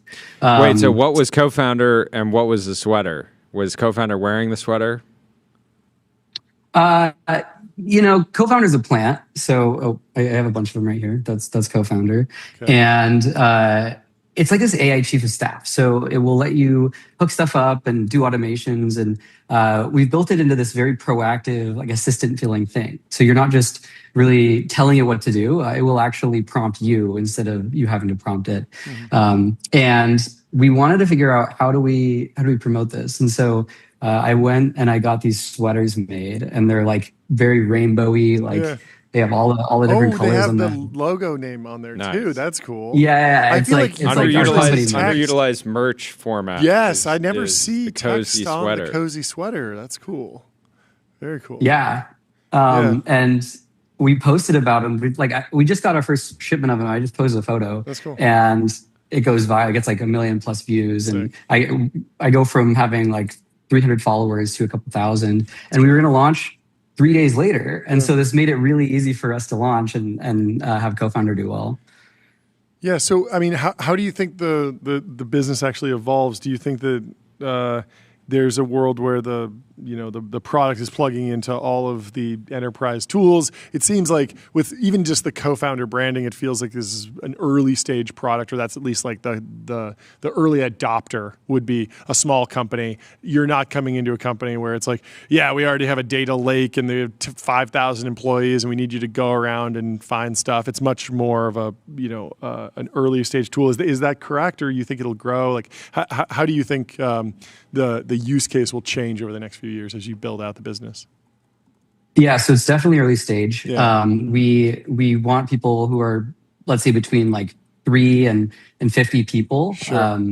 On smaller companies. But we're really going from Cofounder to this full stack AI business. Sure. So our goal is to get agents to run companies. And we've decided, we're not going to be able to do that by adding one piece to an assistant until it gets really far. We're actually working on a full stack AI business. We realized while building this ourselves that we had this ability to make these workflows internally where you're taking like a customer support ticket and you can directly plug that into an agent that writes some code and plug it into an agent that reviews and QAs the feature and then ships it to prod without any people involved. And so we're sprinting towards this entire business with just agents, and we think we can get there by March. What kind of businesses do you think are most? The name implies you're trying to build a general intelligence. I imagine that means an AI that could run any business. But have you thought about specific types of businesses that are best suited to be run by an agent? And how are you like testing the product? I understand you probably test it internally with your own team. But when you talk about like timeline to an agent running an entire business by March, like what kind of business is that? How do you make that more concrete? Yeah, so some of the things that we test are the ability to actually do something end to end, right? So this whole write a piece of code that can get shipped to prod without any people involved. That's something you can test, right? If it breaks prod, it's going to be a failure there. But we're working on this with a couple of businesses, smaller businesses internally, and like they're just not public yet. But the way that the business looks is very similar to ourselves. So it's a software company in B2B, and it also relies a lot on how the agent market develops. So we rely on other agents by other companies, like a coding agent where we're going to be using looks like Factory or Tembo or something like that. Customer support agents by companies like Sierra and Decagon, and then sales market agents like Rocks. Yeah. We're going to be building this in a way that like leans on those agents, and those are conducive to a B2B software company, and that's really what we're building first. That's very cool. Are you AGI pilled? Very AGI pilled. We all have different definitions, right? And so my personal definition, it's in my Twitter bio. I keep it the timeline that I think we're going to have to AGI, and it's much faster than everybody else's. But my definition is like it's tomorrow. It's tomorrow. My timeline is tomorrow. Really? No. 5.2? No. We'll see. Yeah, 5.2 is my AGI for sure. We're thinking about it like Her, the movie Her. Yeah. My personal definition is, when do we get that? We already have people falling in love. Don't we already have that just with some of the population? Yeah, I mean, we're kind of close, right? Like some of the stuff that you can do today is 90% of what you can do in that movie. And I bet within the next 12 months, it'll be 100%. Yeah, it's sort of like a diffusion question because like smartphones have arrived. There are Amish people that don't use smartphones, right? Like there are plenty of people that don't. There's probably millions of people that don't use smartphones for a variety of reasons. There will I believe like for 100 years there will be people that will be like, I don't talk to clankers, right? But at the same time, like we are pretty close. Anyway, we can talk about AGI for the next 2 hours, but we have to move on. So thank you so much for taking the time to come chat with us. Congratulations on all the progress. Great to meet finally. Congrats on the progress. On the wonderful We're gonna flow. we should add like something to our ticker, like what is Andrew's AGI time? Yeah. Just get we'll get the That would be update great. daily. But congrats on you, all the John. progress. We'll talk to you Thanks, soon. Jordy. Have a good one. Dude. Goodbye. Cheers. Let me tell you about Wander.com. Book a Wander with inspiring reviews, hotel-grade amenities, dreamy beds, top-tier cleaning, and 24/7 concierge service. It's a vacation home, but better, folks. Our next guest is Brian Mehler from Stable. He's the CEO, and we have some big news from them. Let's bring him in. How are you doing, Brian? Merry Christmas. Welcome. Good to see you. How are you doing? Please, since you're new on the show, introduce yourself, introduce the company. I'd love to hear about what you're building. Sure. Well, thanks for having me. I'm Brian Mehler. I'm the CEO of Stable. Yeah.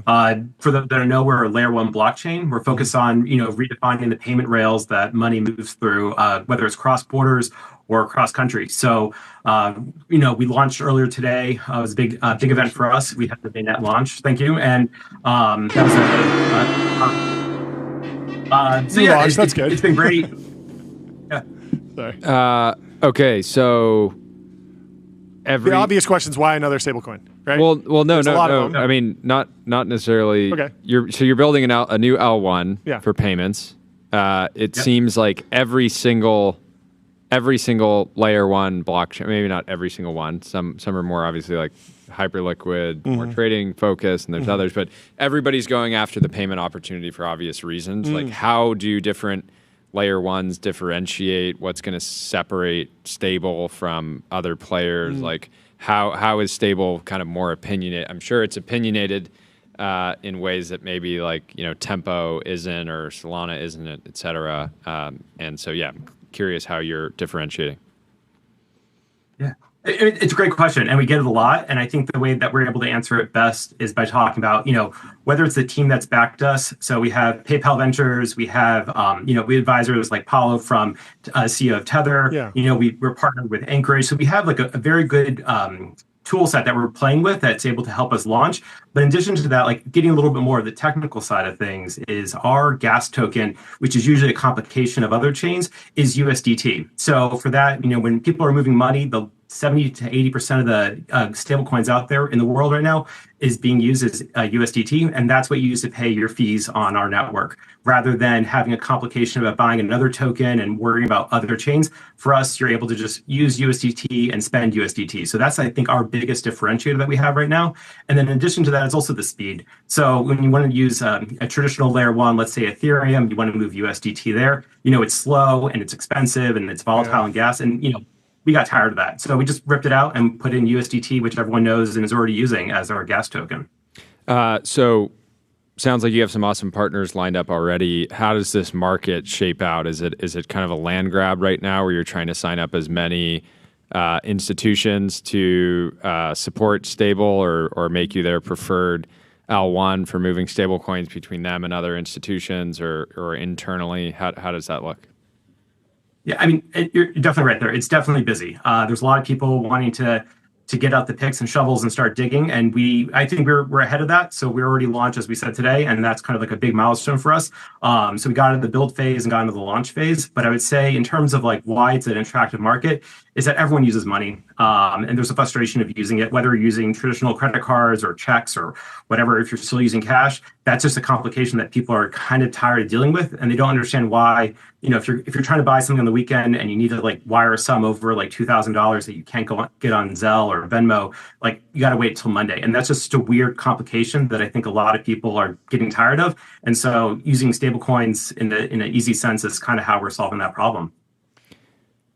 Go for it. So I'm just wondering more of like, help me understand what folks are using Tether directly for versus how do you, like, what value prop you build. Obviously, you're friendly and partnered in many ways. But how does that relationship evolve over the next few years with Tether? Look, I mean, I would say Tether is just on a growth trajectory that is pretty unmatched. Yeah. So we're happy to be a part of that ride and help facilitate it. I think Tether exists on a number of chains, and that's one of the facilities that we're able to provide is a chain that it runs faster, easier, and less expensive. That's really what we're doing, amplifying their message. Okay, cool. Yeah, that makes sense. Thank you. Well, thank you so much for taking the time to come explain that to us. Appreciate having you on the show, and Merry Christmas. Sure, you'll be back on soon. Yeah, we'll talk to you soon. Congrats on the launch. Super exciting. Have a good one. Appreciate it. Cheers. Goodbye. Thanks. Up next, we have Will Wilson from Antithesis on December 3rd. Jane Street led Antithesis, their $105 million Series A, to make deterministic simulation the new testing standard. They have an incredibly stacked list of investors. Dwarkesh Patel, Sholto Douglas, and Patrick Collison. Whoa, two out of the three roommates. Yeah, what happened? To Dylan? What happened? You didn't do a roadshow where you go from bedroom to bedroom showing off what you built, and they're like, do you want to invest? Sharks. I imagine you sit down and you say, Sharks, here's what I'm building. And it's funny. I think they all ended up coming in for very different reasons, but we're certainly very glad. You got Dylan. He wasn't big enough to get. He didn't make it onto the press release. Brutal. I cannot comment on investors who may or may not be in our press release. Okay. well, thank you so much. Fun. Please explain this to me. Like, I'm not Dwarkesh and I'm not a researcher at Anthropic. What are you building at like a very, very basic level? Who's the customer? What's the problem you're solving? And then I do want you to walk me through some of the technology as much as we can, but I'd like to start with just like the high level problem description if possible. Sure. Okay. So the super basic problem description is like Mark Andreessen once said that software is eating the world. Yeah. I think that's true. I think AI has made that more true. Yeah. And the thing is, that's actually kind of a bad thing in some ways because software doesn't work very well. I feel like we all have Stockholm syndrome about this. Like when I walk into a building, I don't wonder in the back of my head, is this building going to collapse on me? Yeah. And yet every time I use a software product, I know there's some random chance that it's just going to totally fail. Yeah. And if you think about it, that's really not okay. And that's what we're trying to fix. We don't think it has to be that way. Yeah. We think the reason it is that way is because people have been building and testing software wrong for the last 70 years, which is like maybe a slightly hubristic and crazy thing to say, but we think we've got a better way to do it. I have an ongoing war with Rune about whether or not the United app has gotten better or worse over the past few years, because I use it as a heuristic for like AI diffusion. Because he'll say, hey, the AI models are amazing. Like you just yell at the Codex model, it'll do exactly what you want. I'm like, oh really? Well, then why did I have a bug in my United app when I was trying to fly across the country? Well, maybe they haven't adopted. And then he'll tell me Codex. it's actually way better. They actually are improving their software. But walk me through deterministic simulation. Like, what does that look like in practice? If I have a piece of software, I have some vibe coded slop app that I'm worried about completely blowing up and leaking all my users' data and failing to work in a bunch of different scenarios. Like how am I actually using your product? How am I plugging in? What's going on? What's the workflow? Yeah. Okay. So here's the basic idea. So like the traditional way people test software is you have your app and you sit down and you think really hard and you use your big brain and you're like, what are all the situations that this thing could run in? What are all the things that people could do? What are all the situations it has to handle? And then I sit down, the developer, right? And I write a bunch of manual test cases for each of those things and make sure that they run in my CI system or whatever. And that's like, hooray, I've tested my software. Except you've totally not tested your software, right? Because the thing that's actually going to blow up and totally screw you and be a disaster is not something that you thought of. It's something that you didn't think of, right? It's like an unknown. And so we have the exact opposite approach. Okay. We say instead, we're just going to take your actual software and we're going to run it in a simulation of the real world. And we're going to throw the kitchen sink at it. We're going to like have the worst users ever doing the worst things ever. And it's going to be running in the worst data center ever. And like computers are going to be crashing and like hackers are going to be trying to break it, whatever. Like it's just going to be really awful. And then we're going to see what actually happens empirically. Okay. And you can tell us, hey, here's the stuff I promise my software will never do. And we're going to see if we can find a way to make it do that. Why are you framing this as deterministic simulation? That sounds like a whole lot of non-deterministic stuff going on. Yeah. So the key is we have the slightly crazy computer science thing we've done. Well, no, one of the slightly crazy things we've done is we've basically built a way to run any computer program fully deterministically, which is a little nuts, but it's really, really important because it gets rid of the like works on my machine thing forever. So if we find some really weird, really rare software problem, which only manifests 1 in a billion times, but like, it launches the nuclear missiles, and so you really don't want it to happen even 1 in a billion times. We can perfectly reproduce that. So if we find it once, you can just replay it over and over and over again until you're able to fix it. Interesting. What's the connection what is the like sci-fi scenario that you're building against? Like, is part of this tie-in? Like, I'm trying to understand why, like specifically why you got the roommate three-peat, because software testing is cool, but I imagine there's like kind of this like, 10-year vision, like AGI vision, where we need to test for that, 1 out of a billion times that the nuclear missile codes get launched, or the whole surface of the planet is blanketed with solar. Yeah, I mean, I think if you believe that we're about to go into like a very exciting AI future, then I think there's probably going to be a whole lot more software written. Mm-hmm. And probably some of it's going to be written by entities that are not like you and me. They're like some kind of AI agent. Maybe we don't fully understand them. Maybe we don't fully understand their incentives or their motivations or their failure modes or whatever. Seems like having a really, really good way of telling if software does what you think it does would be handy in that scenario. That makes sense. So somebody makes an AI agent that like processes like things that were faxed in, and there's like some faxed into a doctor's office, and there's some edge case where it hires a private army and like tries to kill the fax machine company, and you're like, well, an agent wrote this agent, so we need to actually test to make sure it's not like secretly like completely insane.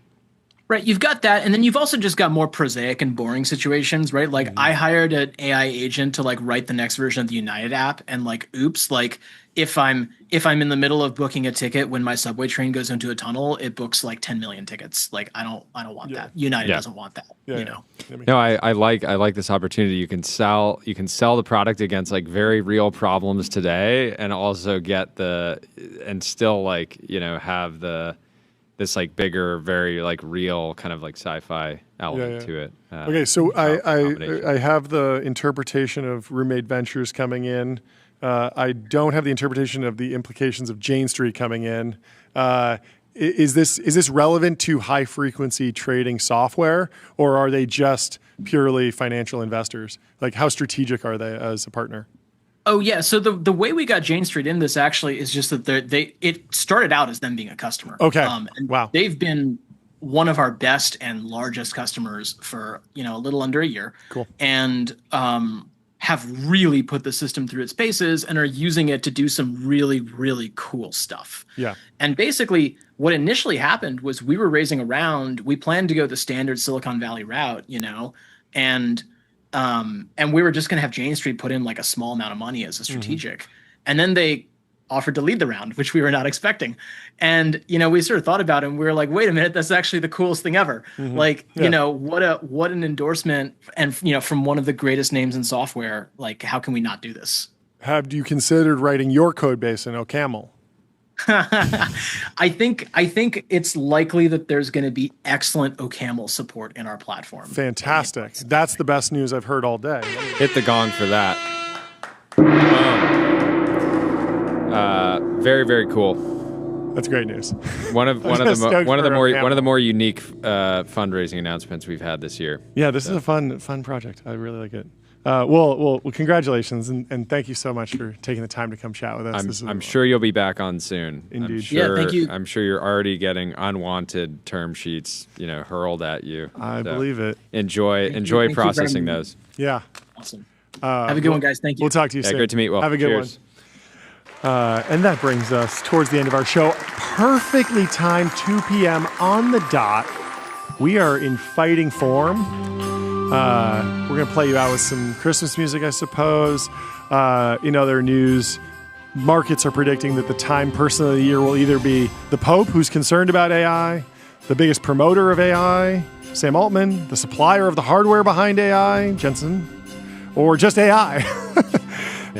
It seems almost certain, it's a lock, that Time 2025 Person of the Year will have something to do with AI. In other news, where else is... we didn't get to SpaceX news, but it was rumored that SpaceX told, or was reported actually in the information by Katie Roof, that SpaceX told their investors, we're aiming for IPO late 2026. Late 2026, we're going to be a public company. But a lot of people are interpreting this, reading the tea leaves. You have Ken Kirtland saying, I'm not exaggerating. It's not doom posting to say this, but this is the end. They are not serious. They are not serious about any part of Mars if this is done. There's no world where shareholders will let you spend tens of billions of dollars with the express intent of no return, which is what Mars settlement is. In fact, it would be illegal, literally illegal to do so.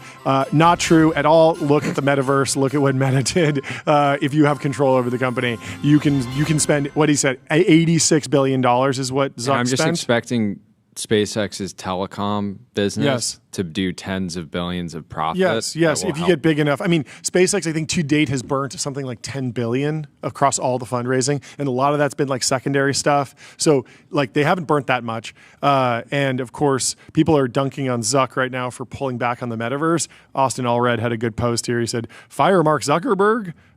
Fired, you kind of botched this, but said Mark Zuckerberg fired because he lost the company $77 billion. Should probably consider that he also made his company $1.6 trillion. And so the same thing could definitely be true. So I believe if SpaceX went public, that would not necessarily take the foot off the gas of the Mars mission. I don't think that that's necessarily what would happen. But Dan Primack has a little bit more nuance of a take here, talking about what might be happening behind the scenes. He says SpaceX prepping late 2026 IPO per the information, not just Starlink, which is what people were rumoring they'd spin out Starlink. I don't think that makes any sense. But this comes just days after reports that OpenAI was weighing an entry into space. So maybe it's a bit of PR maneuvering, given that Elon Musk doesn't seem to like having a public company. He took Twitter private, and then he wanted to take Tesla private too. And then Katie Roof says, does he even have PR people? LOL. And Dan Primack says, don't need PR people to have a PR strategy. And he might have directly emailed all the investors that he knew would leak, and that doesn't require a PR person. And so Elon actually chimed in and he said, there's been a lot of press claiming that SpaceX is raising money at $800 billion, which is not accurate. SpaceX has been cash flow positive for many years and does periodic stock buybacks twice a year to provide liquidity for employees and investors. Valuation increments are a function of progress with Starship and Starlink, and securing global direct-to-cell spectrum greatly increases our addressable market. And one other thing that is arguably most significant thus far, blah, blah, blah, blah, blah. Anyway. Ridiculous. John, I got to say I'm bummed that we got to end the show right now. We do. You got to get on with Pasadena. I do. You got some celebrating to do over in that area. Neck of the woods. I can't wait for tomorrow. I'm so happy to be back in the Ultra Dome. Yeah. I'm glad we don't have to travel for the rest of the year. No travel for the rest of the year. We're hanging out. We're podcasting. The team is thrilled. We're thrilled. Thank you for hanging out with us today. Thank you, everyone. We love you all dearly. We'll talk to you soon. Have an amazing evening. We will see you tomorrow. Goodbye. Cheers. Bye.